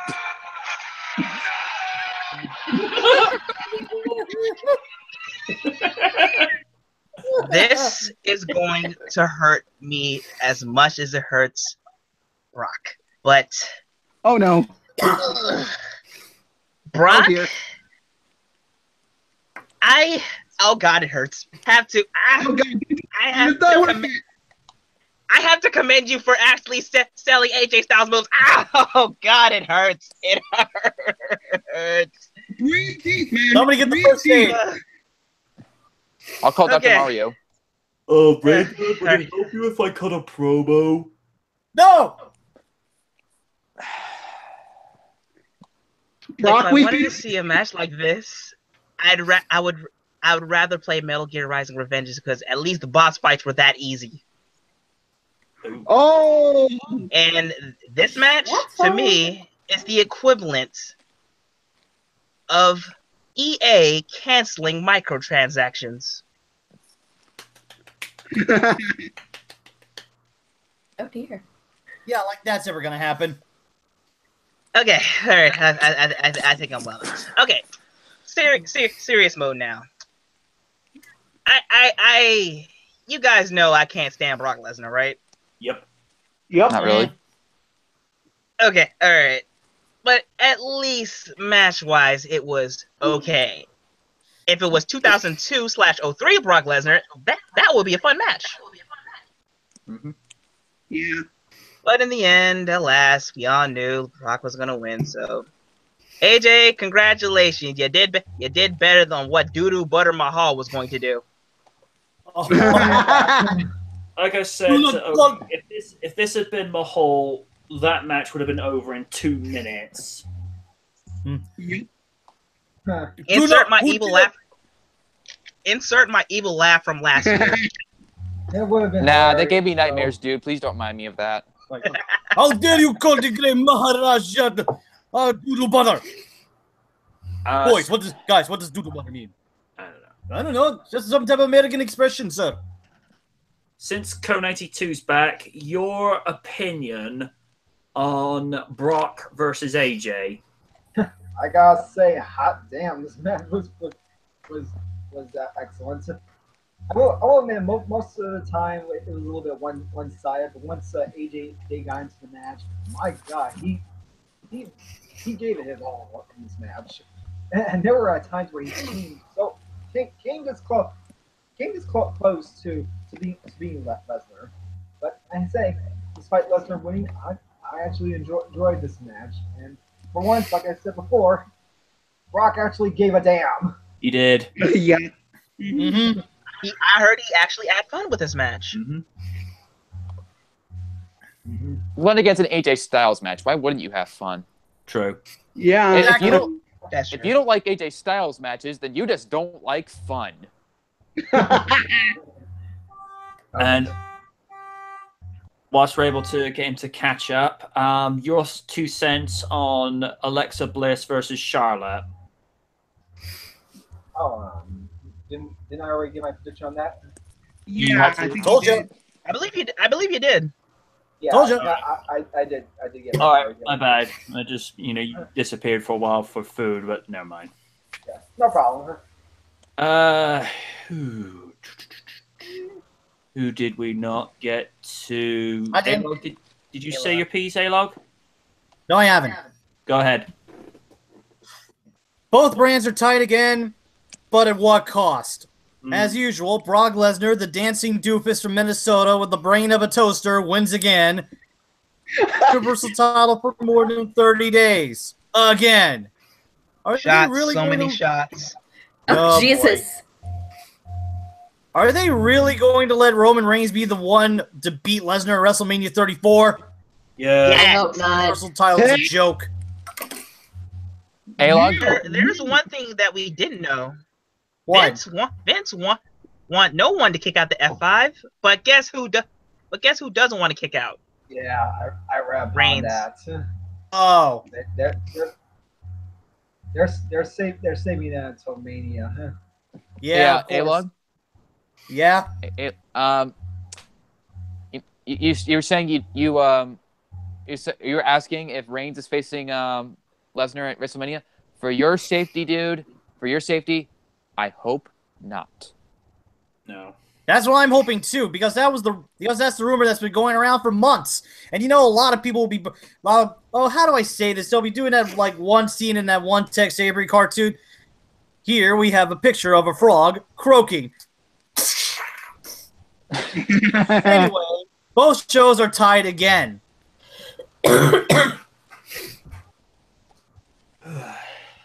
Win, you're up. All right, my opinion, I've been a little iffy on Brock since his first premiere. But I gotta say, while the outcome was predictable, the match was entertaining. AJ Styles gave it his all, kicked a lot of ass, and it appears that he kind of lit a much-needed fire under Brock. I'd say lit a fire under his ass, but you will probably have nightmares. Nope. Please do not give me images of that. I'm gonna put fire in my ass. Brock, that is a dumb idea. You. Fire, my ass is Lord, on fire. Next jackass moment. Oh, could you imagine Brock on Jackass? Oh, God. Okay, whose idea was it to I let love Brock? to see him in the mix with Steve-O and Johnny Knoxville. Oh God. It's like you could hear someone in the background going, okay, who told Brock that he could light his farts on fire? Hey, Uncle Paul, check this out. I can do it. But yes, I digress. It was a pretty entertaining match, and it actually seemed like Brock gave a fuck for a change. That's a rarity in its own right. Ditto. Uh-huh. Now I'm being thinking of WWE Jackass and Shane riding a freaking shopping cart down a hill. What if RDR had its own version of Jackass? Oh God. That's not. You would not survive. Like what Yeah. are we gonna do? Like me and Weavile doing parkour Mirror's Edge outfits? And there goes that image. Oh, boy. Well, I wouldn't have tattoos because I'm deathly afraid of needles. I'm a bit of a wuss. Don't feel Anyway. bad. I don't have tattoos either. Same reason. Not a big fan Anyway. of needles. Not interested in getting them either. Yeah, anyway, that's another subject for Sunday Night Live. Let's keep going. Oh yeah. The main event, the traditional Survivor Series match, Team Raw, pitting Kurt Angle, Braun Strowman, Finn Balor, Samoa Joe, and Triple H versus SmackDown, Shane McMahon, Randy Orton, Bobby Roode, Shinsuke Nakamura, and John Cena. Question! In a moment. Yes. Did I not say last week that there would be dissension, power struggle on Team Raw? Someone better pick up that phone because I called it. You have to feel a sense of irony for Shane, as he was the one who laid the challenge for Raw, the challenge to Raw for Survivor Series, and he was the only member of his team left.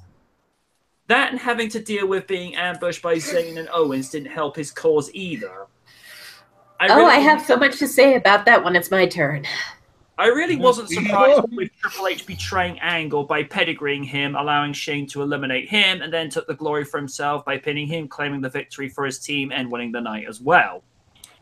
I think Braun's face spoke for everyone as he was trying to make sense of the debacle. But then one has to remember Triple H's ego. He's happy about a burial when he's using the shovel himself. And that shovel has been extremely busy since 2000. Braun showed the 14-time world champion exactly how he felt about the betrayal by laying waste to him in the ring. So Kurt got to keep his job. But since Survivor Series is known for sowing the seeds for WrestleMania, one thing is for certain. At WrestleMania 34 in New Orleans, Triple H, Kurt Angle, one-on-one. Prove me wrong. Win, since you have something to say, go right ahead. Destroy them. First off, I'm going to give credit where credit is due, even though they got obviously screwed. The NXT guys gave it their all. I loved how quick on his feet Shinsuke Nakamura was. Okay, now that's out of the way. Fuck this match! Yeah! Protected or unprotected? Oh, Press. Oh, you better prepare yourself because I'm going in dry, motherfucker! no! Okay, first things first. Just like Oni said, why knock out your biggest potential first? I wanted to see these NXT guys go head to head and possibly last longer than being the first ones out. Second off, I will at least say that at least it wasn't Randy Blandy who won. Third off, I'm sorry. Zane, Kevin, a word with you, please. You opportunist motherfuckers undermined everything for the SmackDown team. Now everyone fucking hates you, and because of it, you got thrown in a fucking lumberjack match. Karma's a bitch, ain't it? And while I haven't gotten to see the rest of that match yet, I'm gonna rewatch it on Hulu. From what Lydia told me, Zayn got what he deserved because he has a fucking mouth. There's a thing called a filter. Get it? There's a reason why you don't piss off the hand that feeds you. Fuck's sakes. You pretty much hit a beehive with a stick. And all for what? You guys want to show how superior and awesome you are? Well, guess what, you morons? You're not. Looks like Sammy should be more careful. Yes, which is why I love Daniel Bryan going, whoa, Sammy. Shut up. Okay, back to the match. I kind of saw this coming. The fact that poor Shane was left all alone against three monsters. Angle, who kind of had a reason to win because his job was on the line.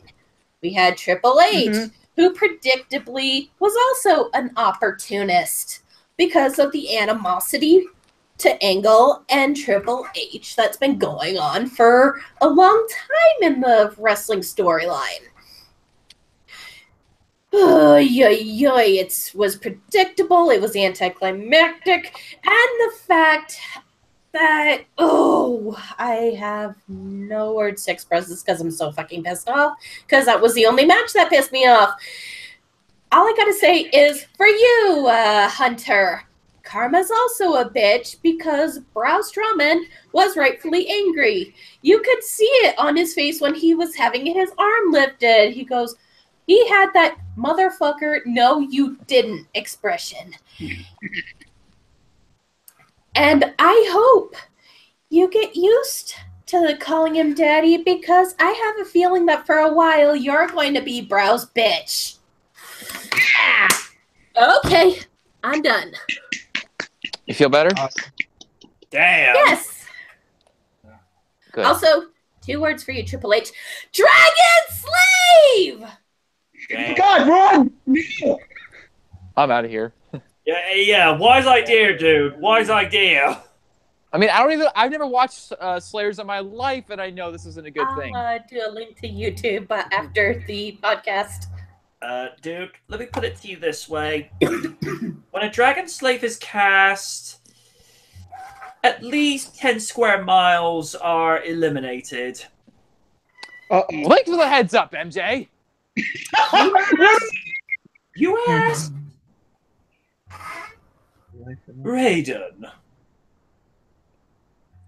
Oh, also, before Raiden speaks, the small meowing was Navi's input. Okay. It's all good. You're good, Raiden. You're good. All right, then. Krusty, help me out. Oh. Yeah, what he said. Okay. MJ, I think you would agree with me on this part. Hello, Survivor Series 2005. What are you doing here?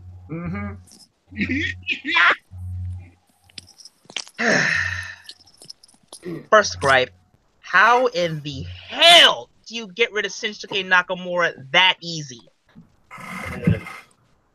2. How do you screw over the NXT guys? 3. Triple H, I knew it. I knew you would screw over Angle. You just couldn't help it. Number 4. KO, Zayn. Win was right. Karma's a bitch. That bitch got you. That bitch got you on Tuesday. Oh, match itself, it pissed me off so much. The commentary pissed me off. Half of the match pissed me off. Just everything. Yeah, the commentary is expected because Michael Cole's kind of known for putting his nose up certain people's anal cavities. Oh, goody, mental pictures. You're welcome. Oh my god. Oh, A-Log left. You. Oh. Oh, nose. And he's Maybe I he think it's got. possibly the hangout thing. I was gonna say maybe he Must got. have gotten logged off That's or something. weird. He's not Yeah, on it's weird. Skype either. Oh. Okay, where was it? Where was I? Backed it up. Anyway. Okay, where was I? Oh yeah, that's right. This whole match pissed me the fuck off. Yeah, half of everything pissed me off. From the build-up, it was forced. From the talking, it was forced. Everything was forced. What? Vegeta, help me out, bruh. I don't think I can take it. Hold on. Oh great! Oh great! It's loading. This ought to be good. Oh, let's see. Oh, this I gotta see. Oh, never a sec. Let's see if I can get it right quick. Yeah. I did that once. Oh my god. So at the end of the day, here's my whole review of Survivor Series. Bragging rights 3.0. Challenge me on that. I kind of felt the same way. Okay, I think my rage is coming back a little bit, but serious wise, half of the matches were okay. What I didn't like is the whole SmackDown vs. Raw thing. Bragging rights, what? How have you been? Oh, fine. I just had to invade one of the most greatest traditional pay-per-views of all time. Thanks a lot, dipstick. SmackDown versus Okay, I'm Raw. done. That sounds like a good. SmackDown Looks versus like Raw. A-Log's That back sounds- on Skype. SmackDown versus Raw. That sounds like a good name for a game. Oh wait, they already did that. Well, I guess this man was pissed that the bragging rights pay-per-view didn't go over so well, so he had to bring it back in Survivor Series. Yeah. Code 92. Well, this match was all right for the most part, but the ending was a head scratch. And like I predicted, I knew which one the team was going to get screwed. And No, Navi. Well, got screwed. But I predicted Owens and Zayn was eventually got screwed. Still there? SmackDown, and lo and behold, And, Oh, I am so sorry. Hey, My internet conked out. I You am figured so that- sorry. Okay, you figured it, dude. Don't need to apologize. It's fine. A-Log, just And be like I glad you said- didn't hear me and Win rage. Yep. They went to Yeah, place. that was great. Anyway, Code 92 as finished up. Right. I was saying, and like I said with Team Raw, I think we all knew that Triple H was going to screw over Kurt Angle. And of course, having Triple H and Braun Strowman as the sole survivors, I'm okay with Strowman being one of them, but yeah, it was that ending was very questionable, and this is what happens when a match gets overbooked. Okay then. Prez. Definitely one of the best matches of the night. And I don't know about you guys, but when Finn Balor, of all people, pinned John Cena, of all people, my jaw hit the floor, and I was like this. Give me a second. Oh yeah, I do remember that. Well, technically, Angle pinned him, but I don't know. Texas said, "What just happened?"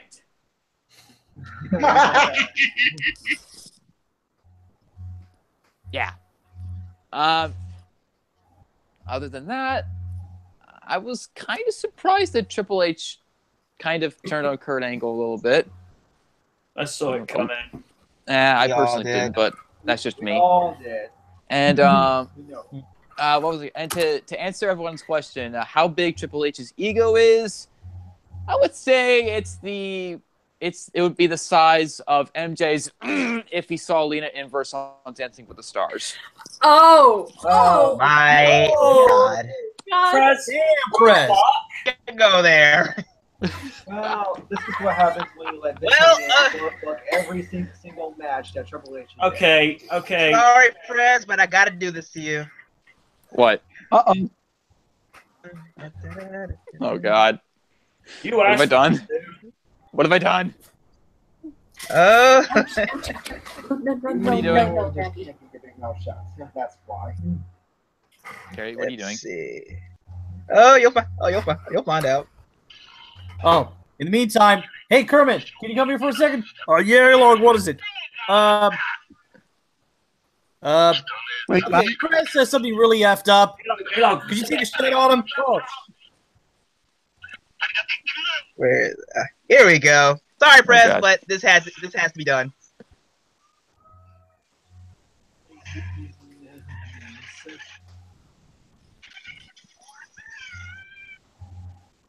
Oh my God, no! Oh my war, Shinderu, you're already dead. Seriously, okay, Prez, you can't go dropping comments like that, especially in the live stream. It's like you don't need to go there.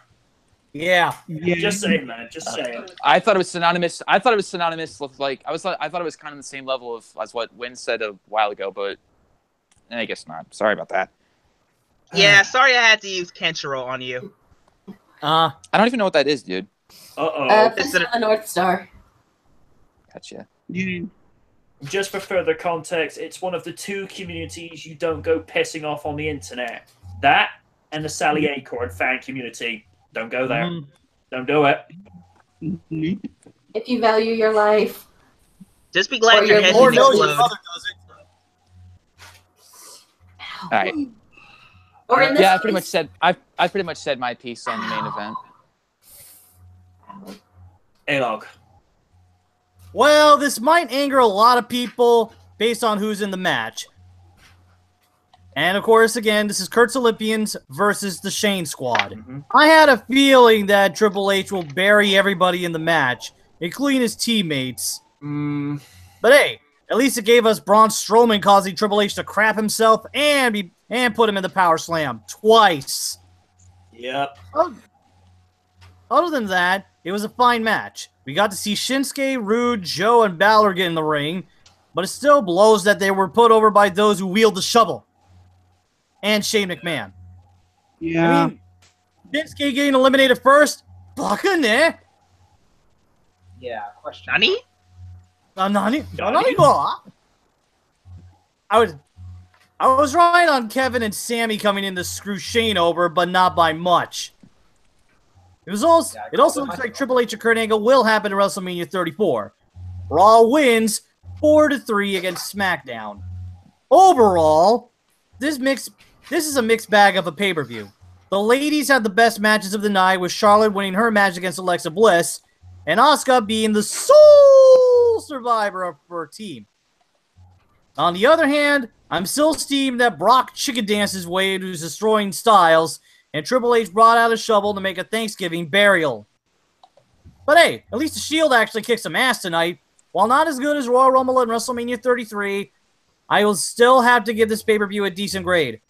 I give this year's Survivor Series 7.5 out of 10. People, trying to not make this pay-per-view a reminder on how bragging rights stunk up the joint in the future, will ya? Lydia. I've been saving this. Oh dear. Oh, we know. Oh, boy. What you're gonna say. You had to be last, so go for it. and you said my pipe pops were dangerous? And mine. Mine can be dangerous too, but I haven't unleashed one of them yet. Choose to be subtle. This match took it straight through the hell. This was the reason why Vince McMahon needs to retire or go away. Because this has Vince's fingerprints all over it. From the NXT guys all getting taken out, Shinsuke Nakamura getting eliminated first. No! No! Then, well, the one thing I did like was having Triple H face off against Bobby Roode. That was nice. He was okay with that. Finn Balor facing off with Shinsuke. That was fantastic. Then it all hell. For starters, I knew that for some reason Shane was going to be the last man standing. I didn't want it to be him, though. I love him to death. But why? I know you're trying to prove that he's a tough guy, but he did not need to be the last man standing. Nope. And Triple H burying everybody? Oh, that should be expected at this point. You unbelievable moron. I don't care what you do with the company. You need to get out of the fucking ring. And I'm sick of you, Captain Ginyu, and your wife, Emperor Frieza, and getting in my face and bragging about how you won. And you Captain fuck this Ginyu. match. Triple H is Captain Ginyu. Stephanie's Emperor Frieza. Yeah.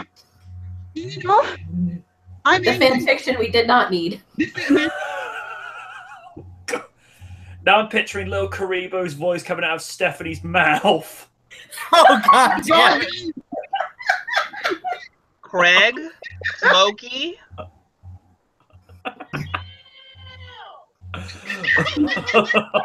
Lydia, I applaud you. That was amazing. Venomous. I think we just killed Win. I think we just killed Win. Just wish me back with the Dragon Balls and we're good. Or at least not Yeah, the Senzu Bean. Never. Senzu Bean. Ow! That's supposed to go in my mouth, not hit me in the head. Sorry, my reflexes have gone faster since I did. Sorry, my reflexes are getting faster ever since I've been doing Planet Fitness. All good. Besides, It's not gonna make it worse? It doesn't help that Navi bit me and brought me back to life. Is that like Navi's CPR or what's good? It's hard to tell with this cat.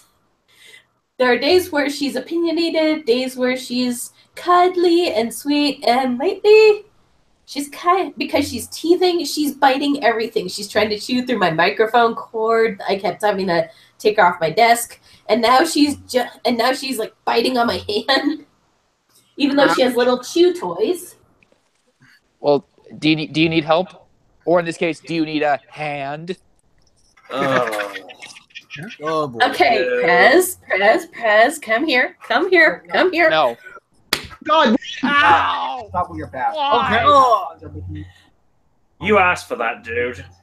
Yeah. Congratulations, you played yourself. What's the Preston Own count at yet? What's the Preston Own count at right now? I'm gonna say This 3 year's Survivor Series had its moments. or 4. I feel more is required in competent writing and execution as they're still misfiring. But considering who gives the all clear on these creative choices, you all know why. Mm-hmm. Yeah. I have to grade this in 2 factors. If you compare this to a Survivor Series from, say, 1999 or 2005, then I would give this year's a 3 out of 10. But on its own merits, 6 out of 10. Just above average. I'd give it a 4. To me, 6 out of 10. To me, minus the main event, the rest of the matches were pretty solid. So I'll be a little bit generous and say a 4 out of 5. All right. As Coming for back me, in, as I said, oh, sorry. Sorry, you first, Alok. One at a time. Win, you first. Oops, sorry. I didn't know that it wasn't my turn yet at the time. But I was going to say, coming back into wrestling and watching that match, I was relatively entertained despite my disappointments, especially with the final match. It gets a B-. Hey, Log. 7.5. Okay. Lydia. I gotta go with your score, 6 out of 10. The matches were fairly decent, excluding the main event. But yeah, I gotta give it a 6 out of 10. Okay. And in a perfect world, if Hunter would have run the whole damn thing, we would have gotten Takeover War Games integrated into Survivor Series. Yeah. Yes. Yeah, the guy's a good promoter. And from what I heard, he's also a really awesome family man and cool dude in real life. But in the ring, you can only deal with him as a heel for so long. Well, let's put it this way. It's not, most of it is not his fault. It's just the thing. I know it's not his fault, but at the same time, when you see something for quite a while nonstop, you kind of want to break from it. I think he is due another run as a face again because it's about time. I mean, let's be fair. Heel wise, like way back in mid 2002, and the beginning 2003, it was unbearable. But when he turned face in 2006, it was a good pace. But 2013 happened, and we all know what. Yeah. Mm-hmm. Season 7. Ugh. Isn't that the reason Raw Down Rebound isn't every week? It's didn't help. Categorically and chronologically so many times before.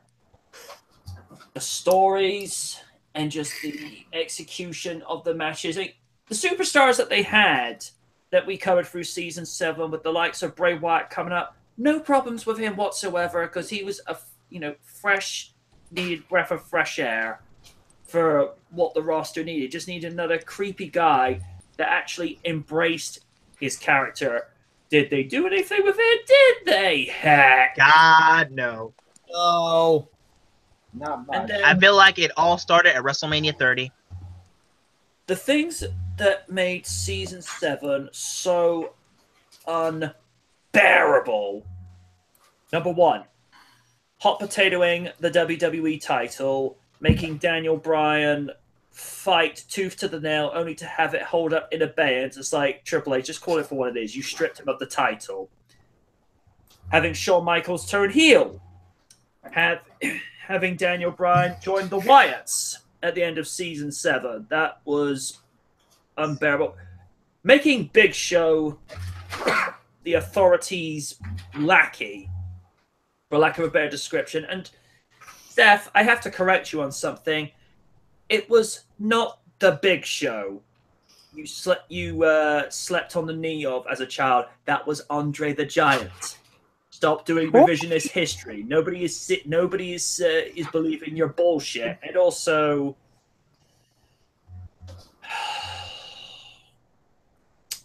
TLC 2013. It's like, we're going to reunite the titles. Okay, we're gonna have a get Cena versus Orton. Wait, what? I erased that. I erased that from my memory for a reason. I've never actually seen the match, but people have pretty much said to me they should have done what they did at Vengeance 2001, have it as a tournament. So at least then it's something more worthwhile getting into. I mean, all right, what did they actually do with Jericho's momentum as Undisputed Champion? Little or nothing. Yeah, he finally became WWF Champion, but did it elevate him? No. Just being Mrs. Succubus's play toy.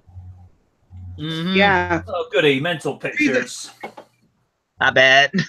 Oh, yeah, Stephanie is Morgan. Yeah, that's got to go over like a fart in church. Yeah. I was going for the South Park version, but okay. To me, the best incarnation that Stephanie has ever had is when she was SmackDown GM the first time round. Yeah, she had a couple of irritating moments, especially with the interactions with her and Bischoff, notwithstanding. But yeah, especially the Halloween episode of SmackDown from 2002, where she was actually dressed up in a witch's outfit, and I'm like, I could say something here, but I'm going to keep it to myself. Self-awareness? And you have Eric Bischoff wearing a Vince McMahon mask, which I thought, okay, that's not weird at all, considering afterwards Bishop's making out with Steph, and I'm like, you were wearing a mask of her father. It's like, you do not understand how weird this looks. Yeah. Oh God. And I wouldn't be surprised if that was Vince's idea. God, Lee. It wouldn't be the first time, or trigger warning. Need I remind you of Tori Wilson and Donna Marie? Yeah. Oh God, no. Oh, God. dude. Especially your man. footage that got shown at Armageddon 2002, and King was like, keep it playing, keep it playing. I'm like, King, what the hell? Yeah, I still remember. That was the only. I remember that they ended it on the kiss for SmackDown. They extended the whole thing, like, what was it, Armageddon? Well, because Armageddon was TV-14. SmackDown, you got to remember, it's TV-PG. And here's the thing. Oh, SmackDown was TV-PG?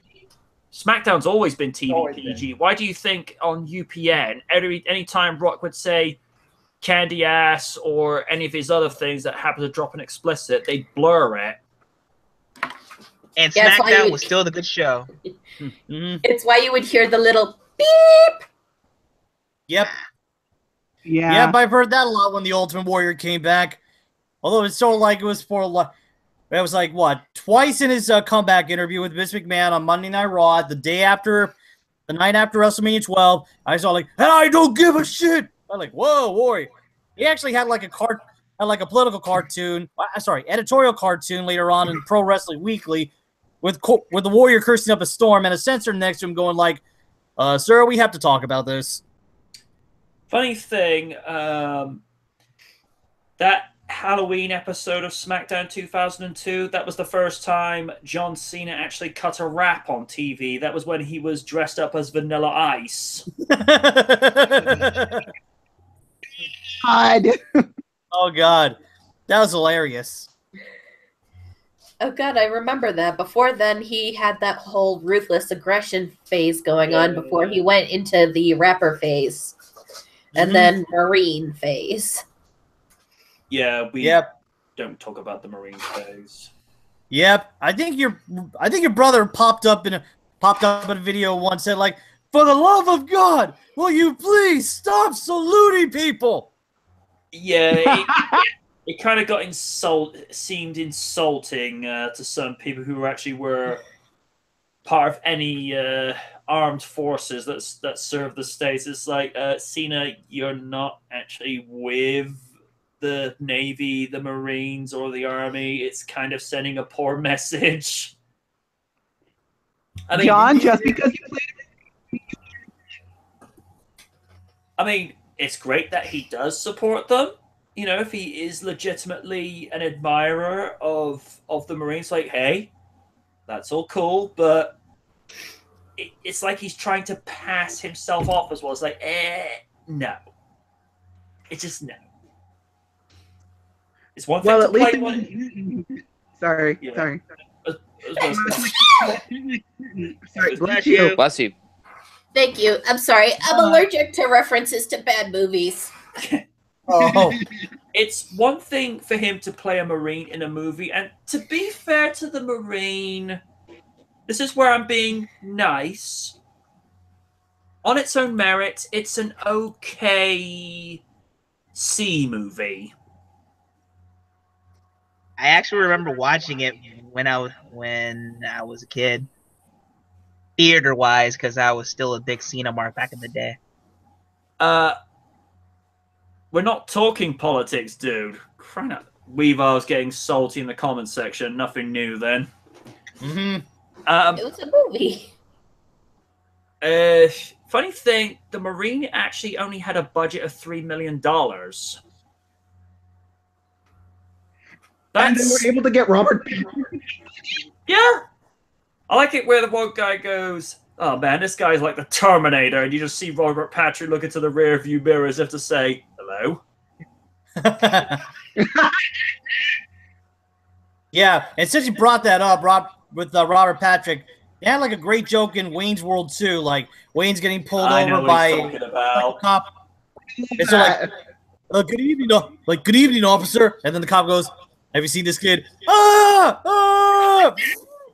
Funny Yep, thing and you the cop mentioned goes, that. Patrick. Funny thing you mentioned that. They're still talking about the idea of a third Wayne's World.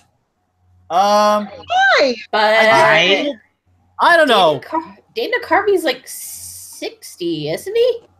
Yeah, Mike Myers is around his 50s or so, so I'm not sure how that's going to work out unless they put in a lot of makeup. You could have all the makeup in the world. It's like, dude, this ain't 1992 no more. Uh-huh. I don't know. I didn't get to give my rating yet. My bad, dude. It's okay. It wasn't that long of a tangent we went on. At the worst, I would give the Survivor Series a 6. At the most, at best, it would probably be like either 7.5 or 8. So I'm a bit indecisive with this one, but wasn't terrible. No. It does lead me to question how are things going to shape up for... When I say this year's WrestleMania, because we always think of a wrestling year beginning and ending with a WrestleMania, and we've talked at length about the idea of Kurt and Triple H going at it one more time, which I think, and this is going to come under two factors. Number one, if Kurt is able to wrestle effectively, because one of the reasons they wouldn't let him get back in the ring for a while was because of his health, and they knew of his problems with his health in the past, which is one of the reasons why he left the company in 2006. The other thing is, and I have to stress this, Triple H needs to get the ring rust out of his system, because although he did all right last Sunday, I don't know. I get the sense he wasn't at 100%. And like I also said in the preview panel last week, before last Sunday, his last match was at WrestleMania this year, losing to Seth Rollins. That's a little bit of a gap. Mm-hmm. Wouldn't be so... I mean, heck, Brock has less ring rust than Triple H, and he only shows up whenever the paycheck suits him. One match that we all have said we want to see for next year's WrestleMania is AJ Styles versus Shinsuke Nakamura. No doubt. That Yep. has to happen. Yeah. Seeing them both perform, I would love that. Yeah, That but would be for the that. WWE title. But the problem is, it's what the people want. And in Wacky Mackey's case, he just does what's best for business. And I swear to God, if I ever hear that phrase again, I'm going to smack somebody. Not me, right? Yeah. You're not going to smack me. No worries, you're off the hook, Prez. You've already been smacked enough, bruh. Yeah. Yeah, I'm black and blue, guys. Thanks. Yeah. Anyway, since old Wacky Mackey's thinking so like, no, they want to see Brock Lesnar take on Roman Reigns for the World Wrestling Federation Universal title. Vince, no, I beg your pardon, but I don't think anybody actually wants to see that. All right. We're gonna do it anyway. Because I'm Vince McMahon, damn it. Okay, Yeah. that'll be You might be thinking, And let's not forget, I gotta get onto this one. They're saying Vinnie Mac claims that Finn Balor isn't over. I don't know. The shots of the crowd going, oh, oh yeah. Does that mean that? Oh, that's a sign that he's not over. Yeah. And if you believe that, there's a bridge in Brooklyn I'd like to sell you. Okay. Finn Balor is really popular with the fans. You think he's not that interesting with the demon gimmick? People, mistaking him for Alexander Wright when he wears the leather jacket. I can understand that. But Balor actually has the crowd on their feet. Yep. Oh, and by the way, the reason why they never announce his weight as being 200 pounds is they think, no, wait, he's supposed to be, they'll make him a part of the cruiserweights. They will think of him as a credible threat against Brock Lesnar. But Vince, sir, have you ever heard of the tale of David and Goliath? I don't give a shit. Christ, Vince. You have a surefire thing with Finn Balor going on. How can you fuck this up? By saying that, oh, he ate over, he ate over. Oh, mind you, with regards to Vince McMahon, we're talking about somebody who thought the XFL was a clever idea.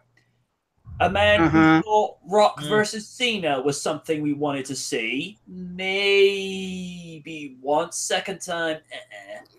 And also, this is a guy who seems to think we want to see Roman Reigns versus Brock Lesnar again, and they want to make it to be as the two people that conquered The Undertaker can see if they can conquer each other in the ring. And I'm like, why have we got to bring The Undertaker into this? It's like, he's done. He's retired. Leave him alone. Yeah. Which this is so much idiocy. It's just racking up my brain right now. Which also brings up this labored point.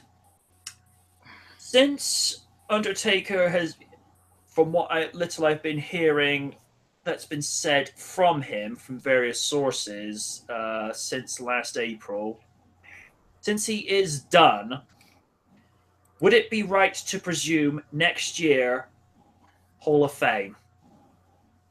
I'd definitely see that. Possibility. To be honest with you, it's overdue. The only time he's ever shown up at the Hall of Fame on stage was to induct posthumously Paul Bearer. And I think that was a classy gesture. And he didn't show up in a suit, he just showed up in character, paying tribute to Paul, which I thought, yeah, that's the right way to do it. But I think for this one, Taker, you gotta go in the Hall of Fame. I mean, this is a guy who had, at the time, an undefeated streak of 21-0, has feuded with the likes of Kevin Nash, Scott Hall, Shawn Michaels, Hogan, Ric Flair. Did he ever square off with Warrior? I can't remember if he did or not. The Undertaker? Yes, he did. All right. He's feuded off with Jake Roberts, Jimmy Snuka, and that's the only time I'm going to mention him because of what's come up in the news about him. I'm just going to leave that alone. And this is also a guy who's had legendary feuds with not just Brock Lesnar, but possibly the greatest draw in sports entertainment professional wrestling ever, Stone Cold Steve Austin. Those two went to war with each other every time. Especially at two specific pay-per-views. Fully Loaded 1999, End of an Era match, First Blood, and also Judgment Day 2001. Holy crap. Not to mention both Hell in a Cell matches involving him and Mick Foley. Ooh.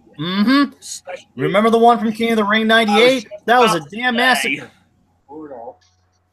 By God, he killed him! He killed him! He killed him! And as God is my witness, that man is broken in half. And also, this is also a man that went into Hell in a Cell 2002 with a broken hand against Brock Lesnar for the WWE title. That match was a bloodbath. Even Heyman bleed. And Taker even chokeslammed Lesnar with the injured hand, but then again, he had pain meds shoved into his hand, so I suppose it numbed the pain to a degree. But it was that SmackDown afterwards that Taker said to Brock, "Look, you've earned my respect. The best beat me," and that's when we had Big Show coming out, and choke and going to Taker. I'm gonna go choke a bitch. I'm like, oh really? I know. And that was when we had Big Show versus Lesnar set up for Survivor Series of that year. That's to be one of the quickest matches ever. Really? And that's one of the most awesomest Survivor Series in existence. Oh, Survivor Series 02. You ever get a chance to talk to X24 Ryder? He could tell you stuff in detail because he was actually at that pay-per-view. Nice. That's one of the few times he's been to Madison Square Garden twice. Once for that one, and he was actually at WrestleMania 20, at least 3 to 4 rows behind Shane McMahon and Linda McMahon. Oh gosh. One match I want to see happen for WrestleMania 34. They've got to book Asuka in a title match because you know it's going to be building towards that. Yeah, that's Either her versus Sasha Banks, because that's a match I've wanted to see since she debuted. Oh yeah. Mm-hmm. Yeah. Well, that would be a fun match. Yeah. Another thing they need to do, please, Vince, for the love of God, put the Intercontinental title on the main card for WrestleMania. Please. Yeah. Sick of that thing being left off the card. I agree with you. You know. Yeah, that annoyed me last year. I mean, even before the brand split, that is supposed to be the second most important title in the WWE, and they treat it as an afterthought. The United States title's even worse. I think Stone Cold said something to a point on one of his podcast shows. They really need to put the importance back onto those titles because they are supposed to tell the story. Because, I mean, here's an example of how the importance has been taken off those belts. WrestleMania 29, Rock versus Cena, although it was for the title, that title was treated as an afterthought because the whole thing was focused on the two of them having their big ego bitch fest with each other. It's just like, oh, you ain't got a redemption, you get another ass whooping. It's like, why can't you just make it be like, this is the title, you are the champion, I am the contender, I want that because I want to be the best. You need to take the whole BS scenario out of it, and that is where they're failing at the moment. I mean, building up to WrestleMania 14, yeah, there was a little bit of a personal animosity focused on with Austin and Mike Tyson, and then Austin and Shawn Michaels to some varying degree, although it was focusing more on Tyson. But Austin was focused on getting the title for the first time. And that's how you should have done that, because even Austin has said quite a few times, either in character or on one of his shows, if you're not in this business to be world champion, you got no business being here. Mm-hmm. And I think they need to really reevaluate what they're doing, because I really don't give a damn about what the beef is between certain superstars. When it comes to the pay-per-view time, whether it's Royal Rumble or WrestleMania, it's like, take the spotlight off the ego and put it on the belts. Because that's what the people come here to see. They want to see their favorites win, because the people want to see them win it as bad as the wrestlers want to win it.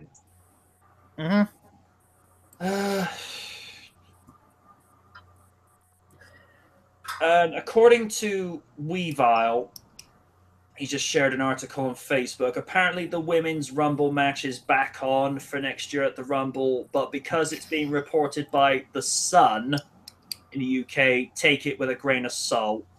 I really do not take anything from a tabloid such as The Sun, literally. I mean, they were the ones that, had a little controversy with a little incident back a couple of years ago.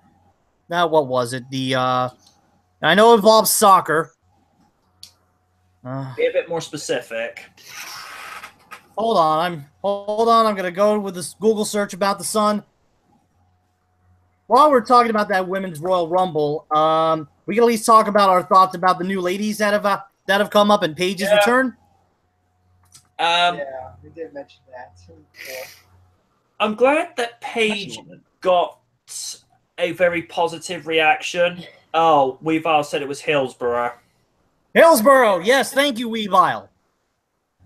I'm glad that Paige got a very positive reaction, and it has to be said, Paige did herself more favors than she could possibly ever know by distancing herself from Del Rio. Yeah. Now, The less said about him, the better. Yeah. I have a personal and professional opinion about Del Rio. Professionally, one of the best athletes ever to step through the ropes. Very aggressive, very methodical, good ring mechanic, good worker. Personally, he's a piece of shit. Oh, he is. I have no idea what he did, but I take it was not quite nice. No, it was not. He didn't exactly treat Paige with the kind of respect that she should have had. I think there was a video of them at an airport that was leaked. Yeah, I've heard. It got. Everybody started hating Del Rio at that point. But that now you see why Impact Wrestling did the smart thing and suspended him. But that said, Paige is not exactly innocent in her own regard, lest we forget the cloud leak of what was seen on her phone that got shared around. God, yeah. I haven't actually seen the picture, but well, that's the only thing that Brad Maddox is ever going to get in his life. God damn it.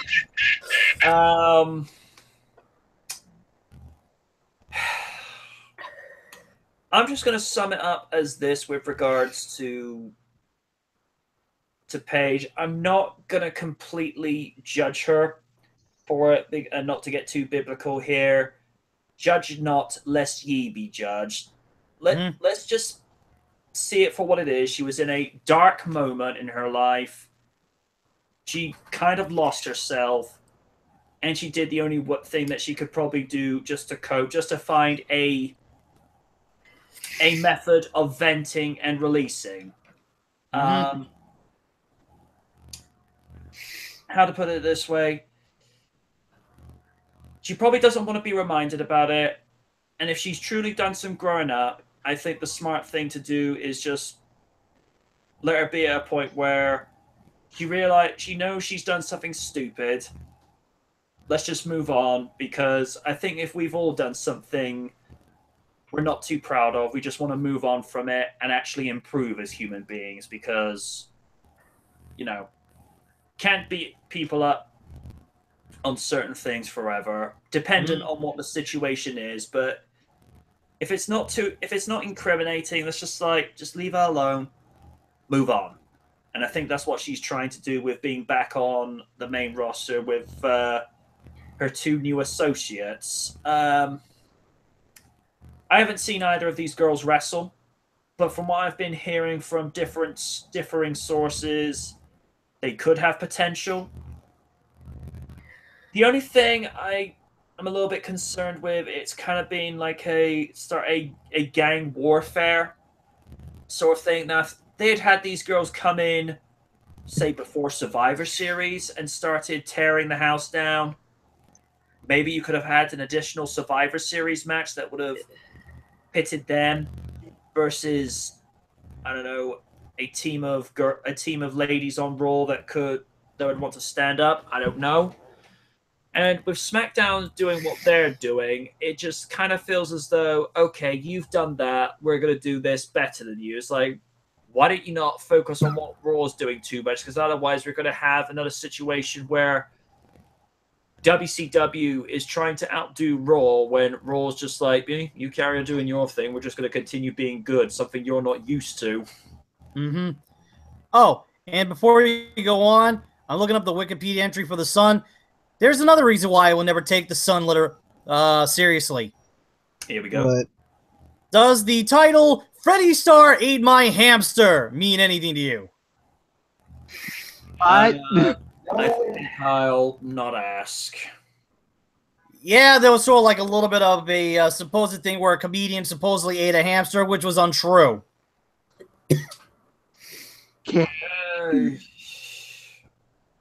It's as you say. The Sun is a tabloid. Take it with a bit of face value, with a grain of salt. The only things I've ever enjoyed about the Sun back in the day before I stopped buying newspapers altogether back in 2008, I think the last thing that was on that was Daniel Craig on the front cover as Bond promoting Quantum of Solace. Oh, God, that movie sucks. Oh, boy. The Sun has only been good with regards to their sports reviews and their movie reviews. Of course, the other thing the Sun has been famous for is Page 3. Hi, Samantha Fox. How you doing? God, dude, Samantha Fox hasn't been relevant for years. I know. I just wanted to point that out. Yeah, she tried having a pop career. Didn't go too far.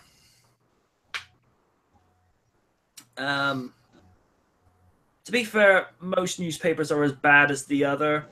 They'll say something that's not true, have to make a retraction, and then say something else. Someone gets sued for libel. It does happen. It's one of the reasons why I get my news off the internet, because most of the news sources, they're just very unbiased. And also, it's another reason why I don't listen to the BBC, because they like to only report things if they want you to know about it. Mm-hmm. Yeah, not to get too political, yes, Weevil, I know you're listening to this bit. There was a riot going on in the south of France about June, July last year. Didn't get reported at all on by the BBC, and we're like, okay. Make of that what you will. Yeah, so like the whole animosity between the French and the British. Yeah, we're not going to get into that. That's just no. Let's not do that. Right, but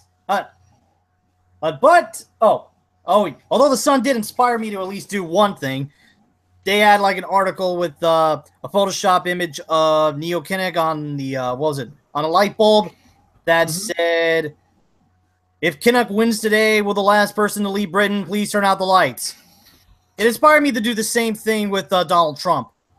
Let's just say it didn't go over well. But anyway, back to the wrestling. I do have to say, I still want to say my piece on each of the women. I haven't seen Mandy Rose much other than Tough Enough and like one or two appearances on NXT. Either that or in Battle Royals. I still want to at least give her some faith to see if she'll go far. Sonya Deville, the former Daria Baronetto, she was called that for a while, but before the name change. I could see her as sort of like the female equivalent of Ken Shamrock. Yeah, I can see that. Sarah?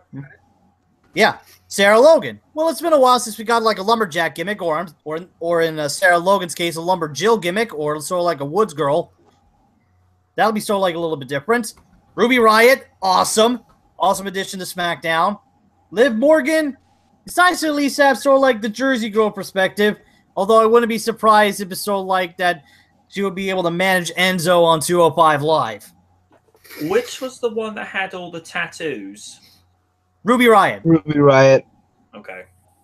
Yeah, Ruby Riott's the punk rocker. The punk rocker. Yeah, baby. So she's trying to be the female CM Punk to a degree. Something like that.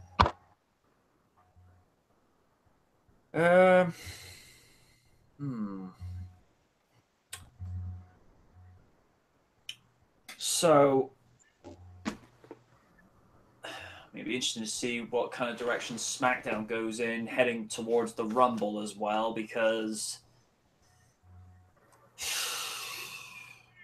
that's a good question. We all know how bad the Rumble was when we did our review. Yeah, Mm-hmm. Orton winning the Rumble, and I remember Oney's going, "Oh my gosh, I'm having flashbacks." No, not Cena versus Orton again. But thankfully it had. But thankfully we got Bray Wyatt to thank for that not happening. That was in the brand new look Elimination Chamber, where it's got more of a squared edge to it. Mm-hmm. Does that work more for it, or does it really make little to no difference? I think because of the whole PG thing, and I've heard the chamber itself, the original chamber, was hard to get into different arenas, so I feel like that one's more convenient. Fair enough. Yeah, that's my main reason. Here's something that X24 Rider said years ago, and I think it's something that was said during the announce table post show for SummerSlam 2011. What is the point of having these extreme matches in a PG environment where they're not actually able to be the true nature of what they're supposed to be? Because if you take the no holds barred match between Christian and Randy Orton for the World Heavyweight title from that SummerSlam, was that really a no holds barred match? Really? They're just trying to at least appease the more bloodthirsty crowd. Because I know Cena versus Lesnar from Extreme Rules 2012. When that got released over here on DVD and Blu-ray, the age rating on that was actually 18, whereas before the age rating had either been PG or 12. Because they went a little bit too far with that match from what I remember hearing about. Yeah. Because I think Cena did actually get busted open. Hey, indeed. And so did Randy Orton later on with elbows. Ooh. Oh, yeah. SummerSlam last year. Ooh. Oh, man. They actually had to stop the match, didn't they? Mm-hmm. Mm-hmm. And apparently Jericho had an altercation with Lesnar backstage, allegedly. And won. Mm-hmm. Oh, dear.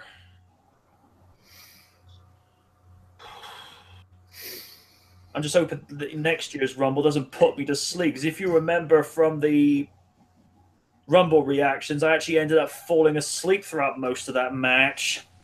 And me and I was like yelling like, "Wake up! Wake up!" I think as soon as I heard Orton's music playing, I'm like, what? Oh, fuck. Like, that guy won? Yep. So, like, I am Randy Orton. I am Although your... the 2016 Rumble was probably one of the more fun ones because this is the thing.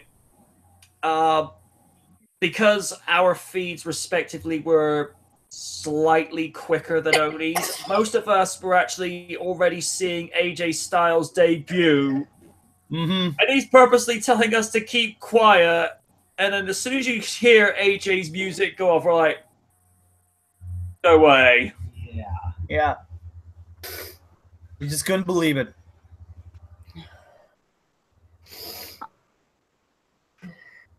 That'll be something for next January, because I think they'll probably the most amount of people will actually hit for Rumble reactions for that year. Wait, you okay? Yeah, I'm fighting a bit of a cold.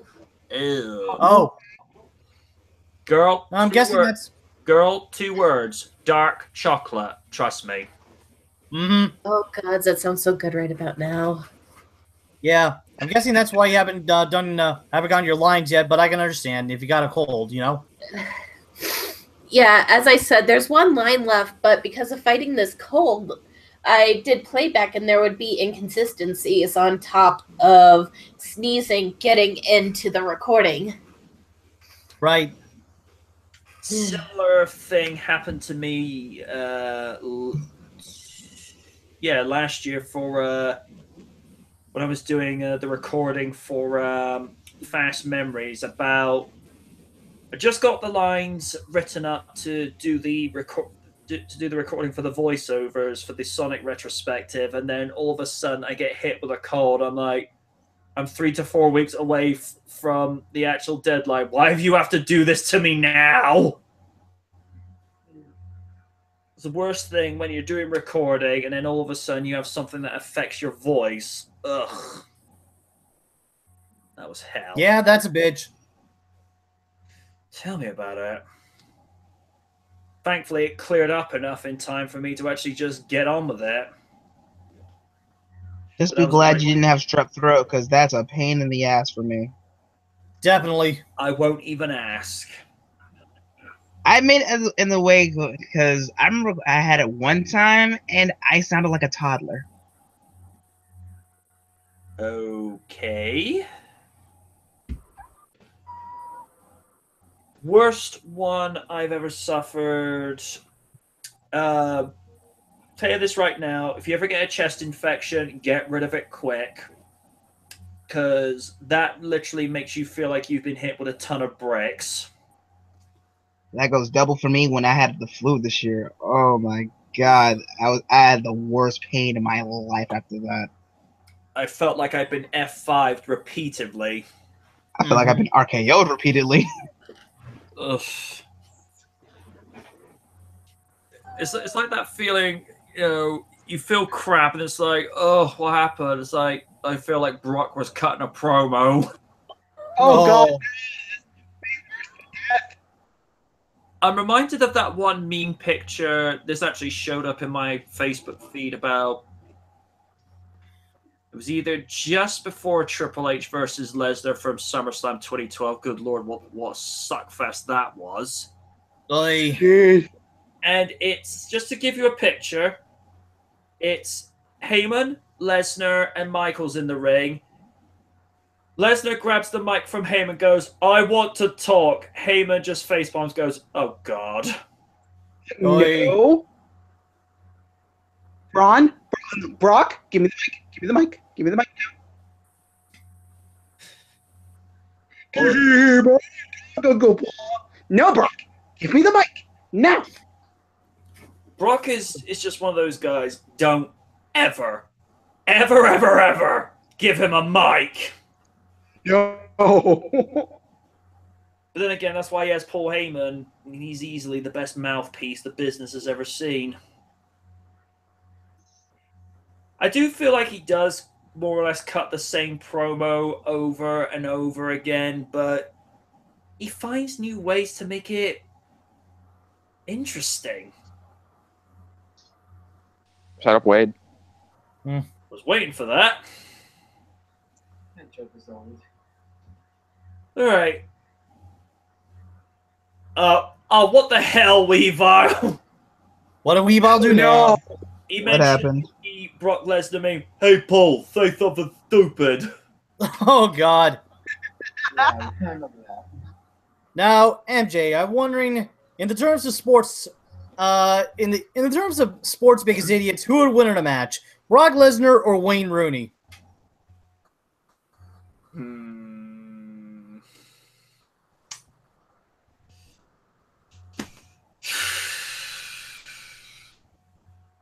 That is a good question.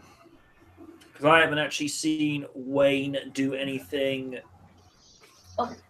competitive in years. Because keep in mind, I dropped off of the soccer scene about 6 years ago because I just didn't have. Now, when I say don't have any love for it, I mean this in a context of I just can't sit down and watch it anymore. I couldn't get out on the field and have a kickabout with a couple of buddies because that's more fun, because that's engaging, that's more of a social thing. But to actually sit down and watch a competitive Premier League match, I couldn't these days because I just find the pacing is just flat, lifeless, and it's all about the money now. I mean, to give you an example, about 21 years ago, when Gianluca Vialli first signed with Chelsea,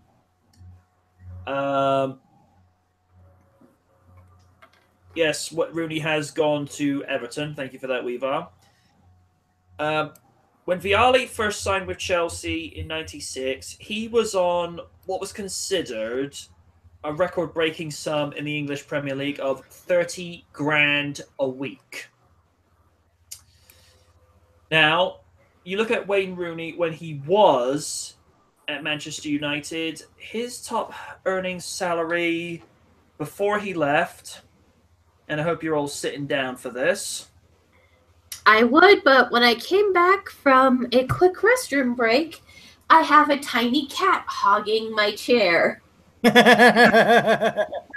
Well, before Rooney transferred back to Everton, he was on 300 grand a week. Oh, that's not including his sponsorship, endorsement deals, and various other deals where he gets to cash in. At the height of his career at that club, he was earning 18 million a year.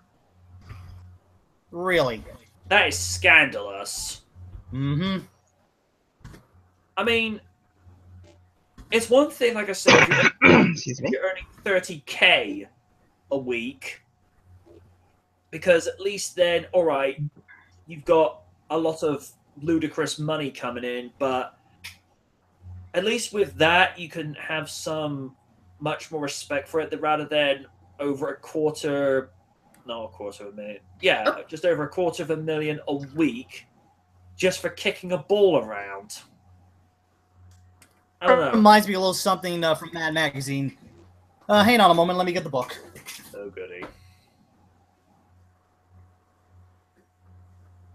We were saying all about the money. That is literally the US soccer scene. Now look what's happened.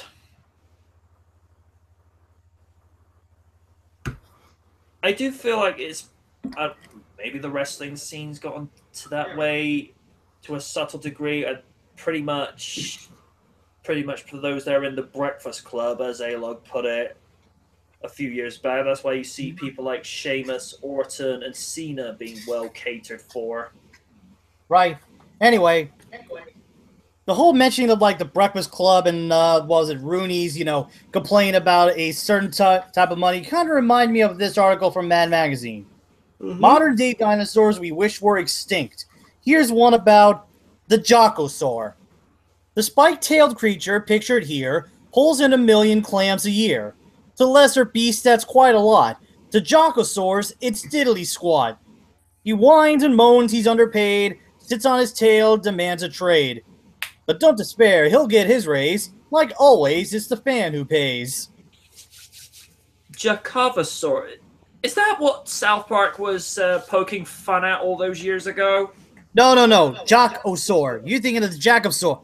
You're thinking of the Jackosaur from like South Park that poked fun at Jar Jar Binks. Jockosaur is a little bit more like, the jocks. Okay. Alright. I think unless we've got anything further to add with regards to Survivor Series or going into next year, does anyone have anything to contribute? Nope, I've said my piece. Nah, we pretty much destroyed it. Me, Win, and Lydia included. Yeah. I think they probably went more to town with it than I did, but Well, I was that salty. I was that angry. Bro, main event pissed me off, so yeah, the results of this, so like Triple H going like, well, I'm gonna bring out my shovel. Here's the shovel. He's gonna bury us all. Hey, back off, Captain Kid. Don't make me freaking turn you into a frog. it's funny. It's funny with Triple H. At one stage, he was actually going to be cast as Thor. Really? No. Really now? No. Do not need that in my life. Originally, what was going to happen, instead of Chris Hemsworth just being Thor throughout, they were going to go with the idea of someone else playing the Doctor side of the role. Yeah. Huh. And what they would have him transform into Thor, but it would be Triple H playing that part, but that all fizzled out. Okay, that sounds about as cheesy as the Silver Age. That's about as cheesy as the 1994 Fantastic Four film that was, that was never released. To be honest, that they fizzled out that origin a long time ago. Look. Don't get me wrong. He was actually okay in Blade Trinity as a disposable mook, but at the same time, everything's fine. I'm just doing the panel with the guys. At the same time, I can't help but say he would not make a very good Thor. Nope. I'm sorry. No. So much nope. I think in Blade Trinity he played a guy called Jarlock Grimwood. Grimwood. Yeah. Yeah, I just kind of called him a disposable mook because he only had a few lines and died pretty quickly. Mm-hmm. You want to know the ironic thing? Yeah. Your face when Triple H doesn't work out with the MCU, but your former Evolution stablemate Batista is doing well. Yeah. Sick burn. Has anyone heard with Batista that's going on right now? I've heard he wants to make a full-time return. Yeah, it's like only with Triple H. No. Look, don't get me wrong, I liked Batista's wrestling, but at the same time, when I did take a small glimpse between my hiatus, I was kind of salty that he got chosen over Daniel Bryan. Yep. Not to mention his fascination with skinny jeans and the time he actually ripped them. Oh jeez. Oh my jeans are too tight. Funny thing. We got onto was one episode of RDR during season 8, and it was when Brian came out interrupting Batista's promo, and then backstage we're getting into a conversation, and Big Show goes, "Maybe I should wear skinny jeans." Like, no, Big Show, no, I do not need to pitch you. Oh Lord, it's wearing skinny jeans. You'll give L-Man ideas. Oh God. And we already know L-Man will go like, and L-Man simply replied with this: "Tumblr, I have a proposition for you." Oh no. Oh man. Excuse me. Ah, there we go.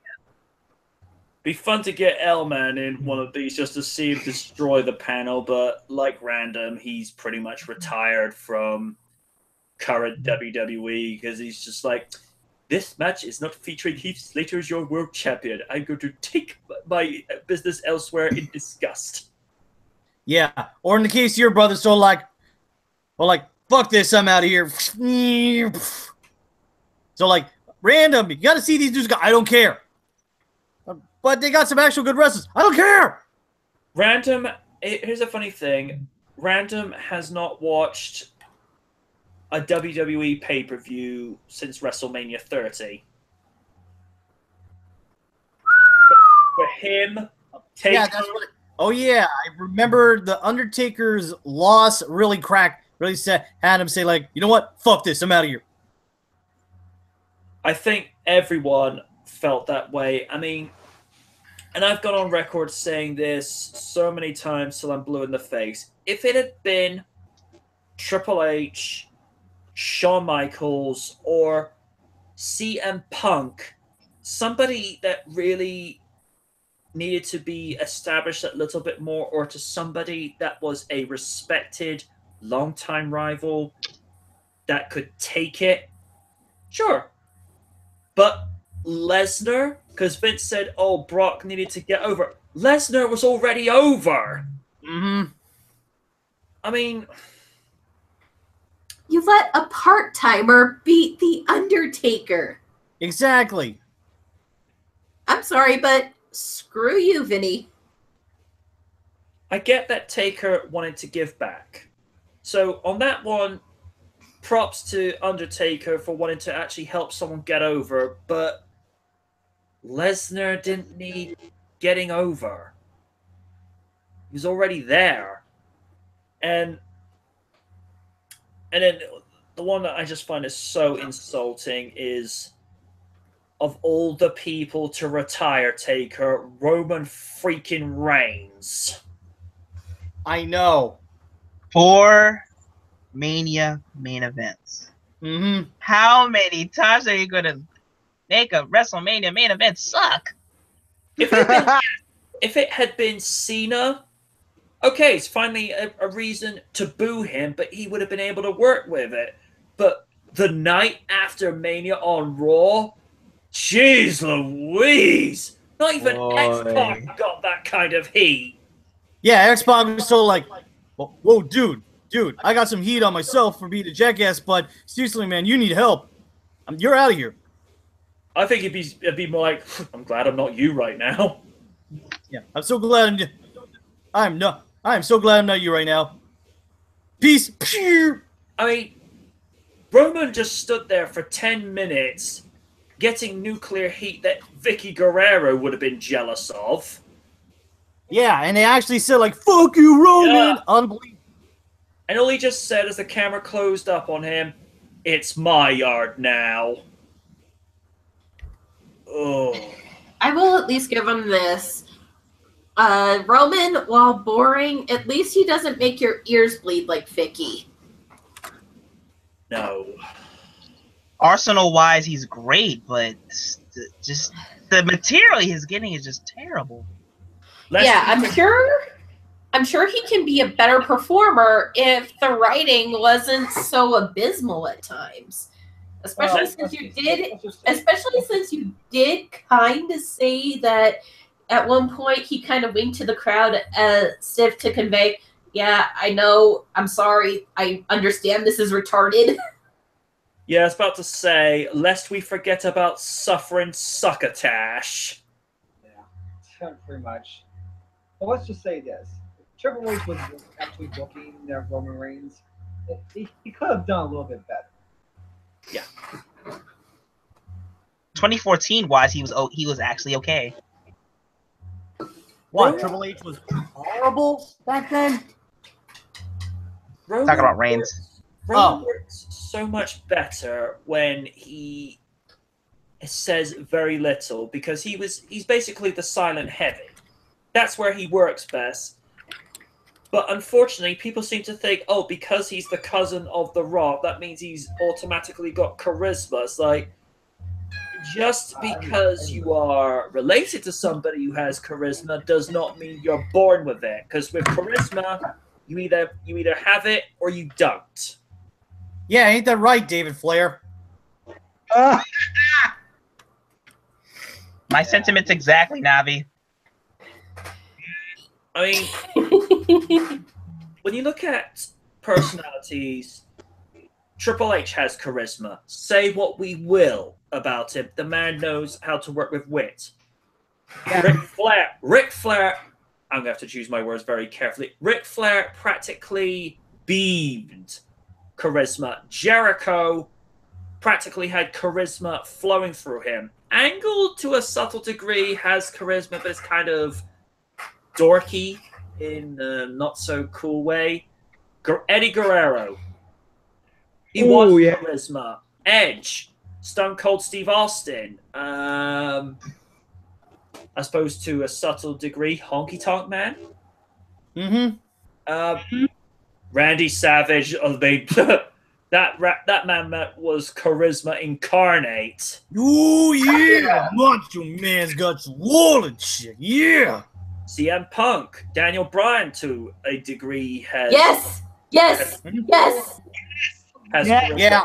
Trish. And the best thing about Trish had charisma. Lita.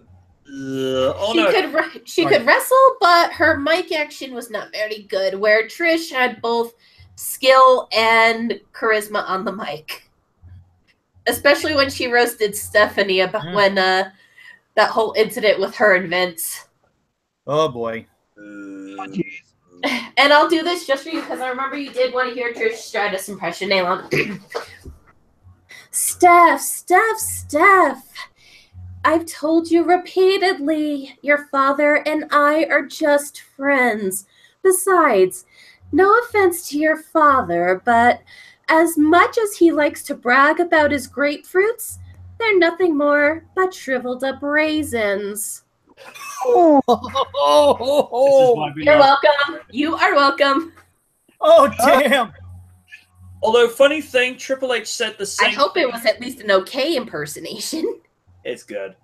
Although, funny thing, Triple H said the same thing to Vince at the start of No Mercy 2007 when Orton was handed the WWE title. I'm like, wait a minute, this seems very familiar to something.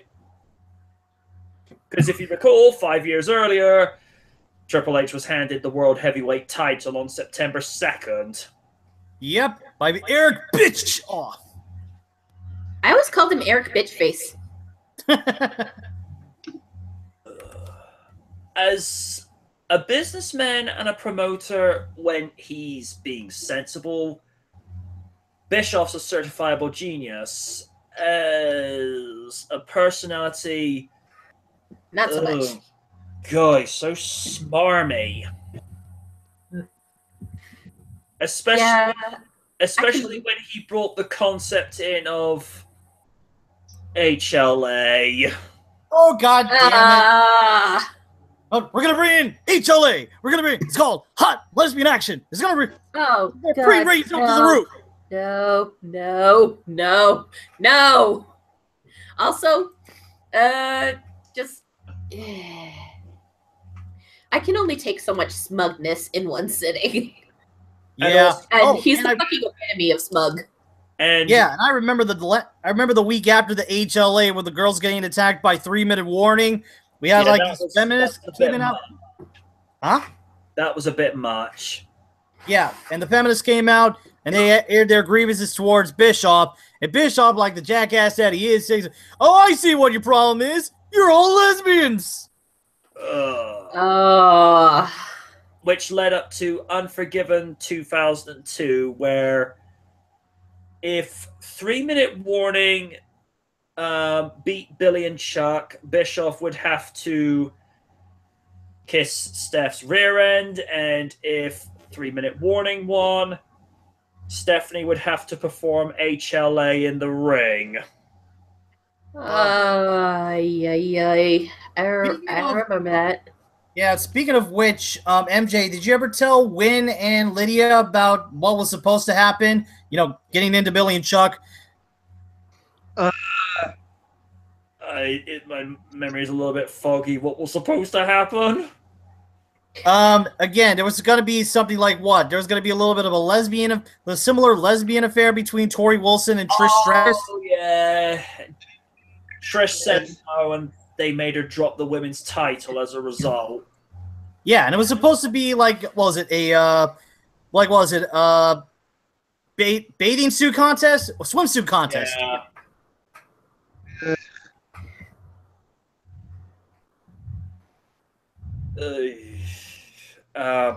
There are times where Vinnie Mac will come up with stuff where it's a little thought-provoking. You think, okay, that was okay. That's a little different. And there's other times where you're like, Vinnie, keep your fantasies to yourself, because no, we don't need to see this.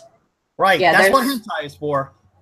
There's one moment where he's the chairman and does some pretty competent stuff in terms of the business and all that. But when it comes to story ideas, that's where he goes full wacky-macky. Especially that story from 2002. Though I will say this. The one bathing suit match I do remember did kind of make me laugh and cringe at once was when Mae Young came out and was during that phase where she was all, "Everybody wants to see my puppies." Oh gosh, Miss Rumble 2000. Oh no. Oh god, the Royal Rumble 2000. Oh lord. Buddy of mine who I went to college with, and if you ever look him up on YouTube, how you doing, Steve? At the time, he was watching this. This was on Channel 4 of all things back in the day. He was eating a profiterole, and as soon as he saw Mae Young dropped the top part of her swimming costume. He had to put it down because he couldn't eat it for about 10 minutes. What's the profiterole? Think like chocolate eclair, but a little bit smaller. Oh, okay. Here's the thing, and this is just me putting my 2 cents out. I think the cat should have won simply because, I mean, yeah, visually all the other girls were doing something, quite pleasant, but the cat was being inventive and using a bubble wrap bikini, which I thought, okay, I'll give her star points for originality. Yeah, that was kind of funny. But yeah, hearing Mae Young coming out, I thought, oh no. It's like, this can't be good. Yeah. Mind you, I remember one person saying that if he was there in the arena, he would have chucked all over it. And keep in mind, this was at the time when they had her in a romantic storyline with Mark Henry. Oh yeah. That was when he was quote-unquote hot sexual chocolate. Oh yeah. And now you're reminding me of my joke, like Ryback taking on Mark Henry. Feed me more sexual, baby. Yeah. Sexual chocolate. The hell? Funny thing. That's another fan fiction we do not need in our lives. Funny thing. The night after WrestleMania 29, when both Cena and Mark Henry in the ring, the fans are all chanting sexual chocolate at him, and Cena goes, apparently they all want to have sex with chocolate.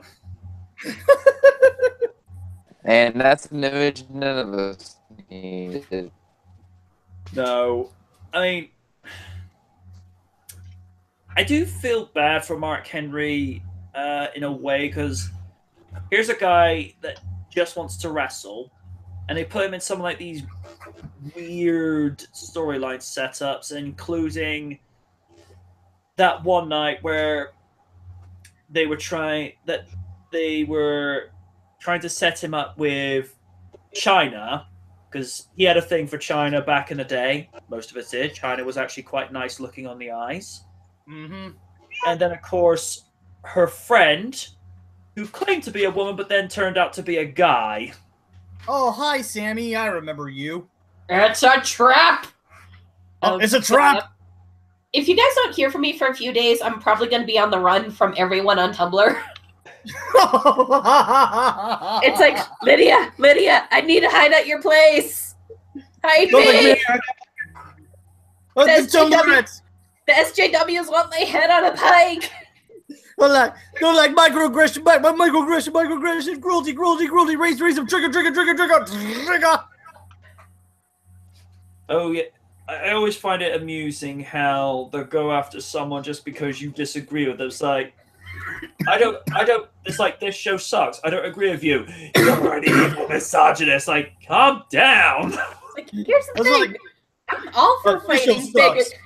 Here's the thing. I'm all for fighting bigotry, and I consider myself an equal opportunity critic. I'll call the anti-camp out when they do something stupid, but at the same time, you're not helping yourselves getting angry and having these knee-jerk reactions. If anything, it's counterproductive and undermines your argument. Yeah. Now, thanks to you people, we got a big Cheeto in the office. Okay, now, so we don't derail from the topic of wrestling, we shall return to that. Yes. My memory's a little fuzzy. Well, she did do the bubble wrap bikini. Wasn't that also around the time that Right to Censor would randomly come out and cover up the ladies? That wasn't until summer. Yeah, that was later. Yeah, as I said, my memory was a tad fuzzy. Yeah. Anyway, Right to Censor became a thing. I think it's because, I think it was Jerry Lawler taking on Dean Malenko. The loser will have their ballet stripper them. Marlena was the one that, as Terry Reynolds was about to actually, turn around after taking her top off, all of a sudden we see Stevie Richards dressed up in a white shirt and black tie with a bad haircut. He kind of looks like a Mormon. Covering her up with a towel. Then cut to I'm not gonna lie, he looked like a goddamn Mormon. And also, the reason also why my memory was a tad fuzzy, because I knew there was scenarios that were similar. There was people getting pissed off at Bischoff, as you mentioned. I do remember at one point they had Ivory as this extreme feminist character. Mm-hmm. Oh, yeah. She called, like, Jerry Lawler a pervert. It's like, whatever, and Jerry Lawler said, yeah, and your point is? Oh, yeah, Jerry Lawler kind of admits to it. If I could compare him to two anime characters, I would probably say Jiraiya from Naruto, and if he had a long white beard and a turtle shell, Master Roshi. Oh, let me look at them puppies. Oh, come on, Goku. We gotta go up and see them puppies. You mean my puppies? Oh, no. In the late 90s and the early 2000s, it was okay, you could sort of tolerate it, but King's in his 60s now, and it's like, King, it's... no. Hence the reference to being Master Roshi. Mm-hmm. You wonder why I was my son. Now I'm picturing oh, please tell me you mean the submarine. Although, funny thing, at SummerSlam 2000, because this was when they abducted the Godfather and turned him into the Good Father. Yeah. If you recall, some of the girls, I forget who RTC were facing that year. One of the girls was the Godfather's hose, and one of them was Victoria. Oh, I remember. It was Mandy and Victoria. Yeah, that's how Victoria got started. Yeah. Yeah, and for a while, she kind of showed that she had some competent wrestling chops. Yep. Yeah. Not to mention... two words for that, sadly. Wasted potential. Yeah, may I remind you that she was dressed up as sort of like in a fat suit for, sumo fat suit for Halloween. Let's see. Oh yeah, and I think I remember one independent talent that was actually that was also one of the Godfather's hoes, Bobcat. She actually won the hardcore title for a little bit. Yeah, they did say one of the Godfather's hoes was actually hardcore champion for a coffee break, but yeah, Bobcat. Even Terry was a former hardcore champion. Yeah. Oh God, she devil herself. Hmm? Even Trish was a former hardcore champion. Yeah. Thank you, 24-hour rules. Yeah. Which Bischoff got rid of when he wanted to have a more definitive hardcore thing, and then what happens the night after SummerSlam 2002? He has it unified with the Intercontinental Championship. I'm looking thinking, okay, unifying it with the European title, that makes sense because Europe is a part of the Intercontinental division, so it just makes sense just to do away with one and just keep the other. Okay, makes sense. Hardcore title with the Intercontinental title, I was like, what the fuck are you doing? Exactly. That'd be like having a title unification match where you merge the tag titles with the undisputed title. Be like, what? Exactly.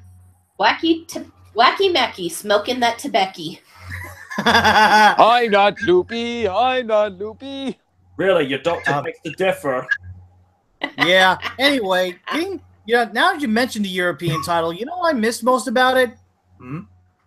I missed some of the more comedic uses for it. Like when D'Lo Brown comes out of the ring, he would come out, so like claims to be a part of a different European country every time he wrestled. No, that was Al Snow. No. Al Snow was the one that did the.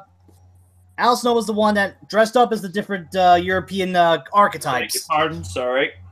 Yeah, he dressed up in several European outfits. I was about to get to that. And Al Snow, for every match, he dressed up as sort of like a different caricature or stereotype from any European country. And China for some reason. And so, like, let's see. If I remember... That was Hong Kong, so it was actually part of... Hong Kong, right. Empire.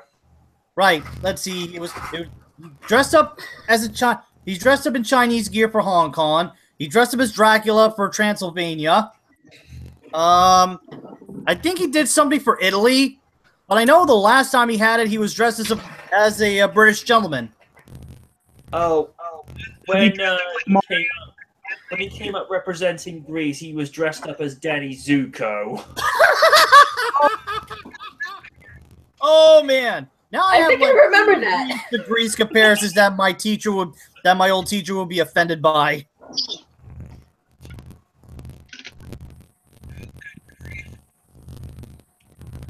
What's one of the better European matches?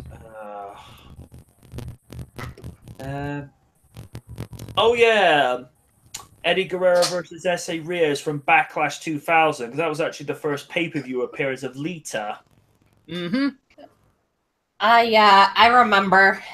That was in my hometown. And that was also when Eddie Guerrero drove his lowrider into the arena because he just come from. Mm-hmm. And that was also at the end of the match where Lita left China in a little bit of a compromising position, as I seem to recall. Oh, really? Oh, man. Yeah, she stripped China of her prom gown, so she's just left in her bra and panties. I'm like, okay, that's not embarrassing. Mm-hmm. Oh, wait, this is when Eddie and China were dating, remember? Yeah. Yeah, before the whole debacle of them breaking up because of exposed footage of Eddie in the shower with Mandy and Victoria. Oh, yeah. Oh, yeah. Mandy. Oh, yeah, that was Frosty Moore, if I remember correctly. And so, like, the next week, China beats them up. Oh, yeah, she was pissed. Yep. And I still remember her last words to Eddie was that Eddie was trying to sell, no, we got something. Eddie, you were nothing. I think that particular relationship on TV, it's, even though you know it's all for pretend, it did seem legitimate because it did seem to be genuine chemistry between the two of them. Oh yeah. Oh yeah, and you know who to thank for that footage? GTV. Apparently, it was actually going to be revealed the man behind that was Vince McMahon. Actually, I heard two different stories. It was supposed to be Goldust behind GTV, and another rumor said that it was supposed to be Tom Green. So like, oh, I'm Tom. I'm welcome to GTV. I'm here at the WWF. We're gonna be able to show a lot of people do some crazy things because it's GTV. I'm Tom Green. Oh! Daddy, would you like some sausage? Daddy, would you like some sausages?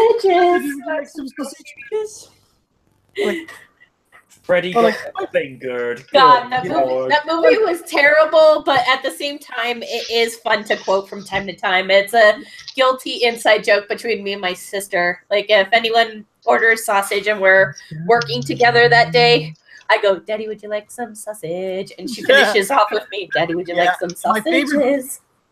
And my favorite bit from that movie, even though it was only put on the deleted scenes, it's so like, you cannot harm me, not with my cheese helmet.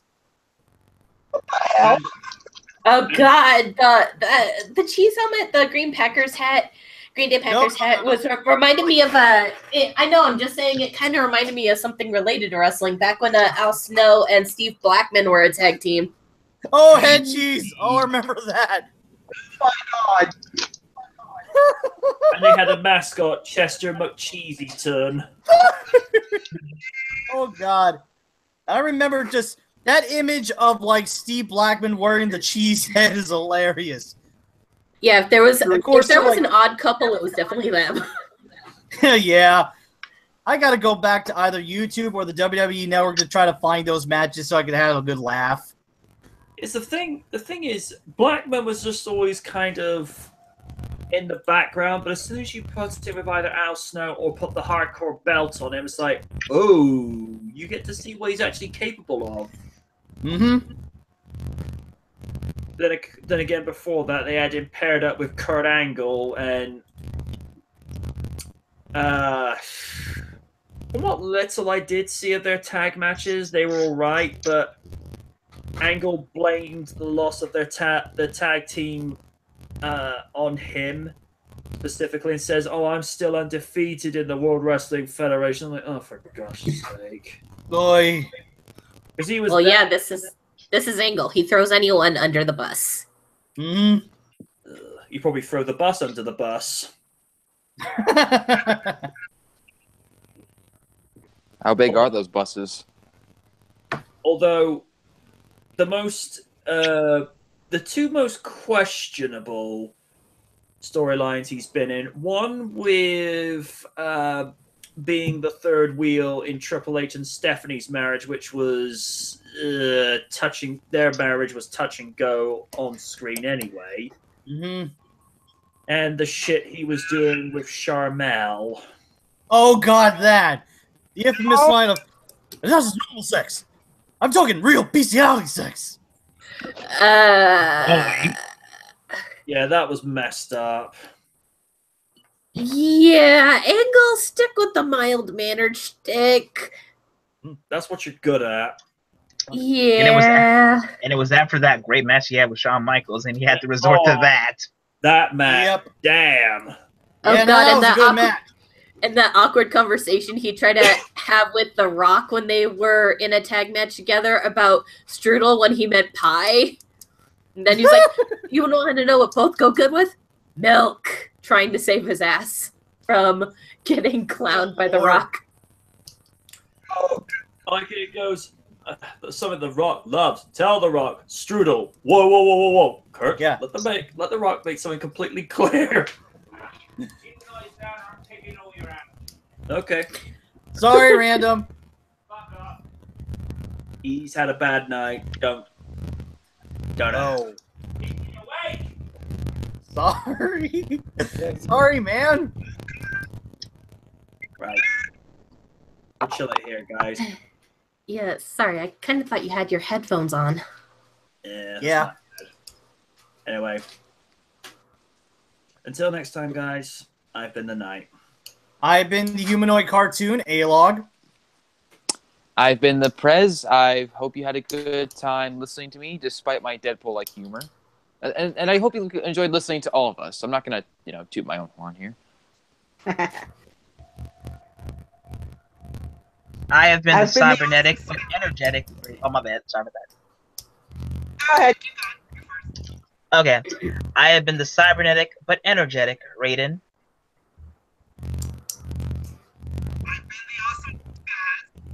That is Lydia.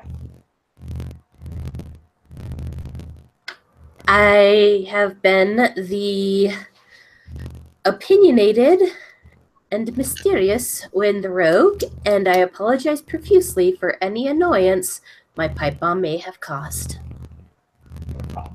And of course, I have been the donate too. And I hope you all have a happy Thanksgiving. Catch you on the rebound. Peace. Bye-bye. Yow. See you next time. Have a good day, people.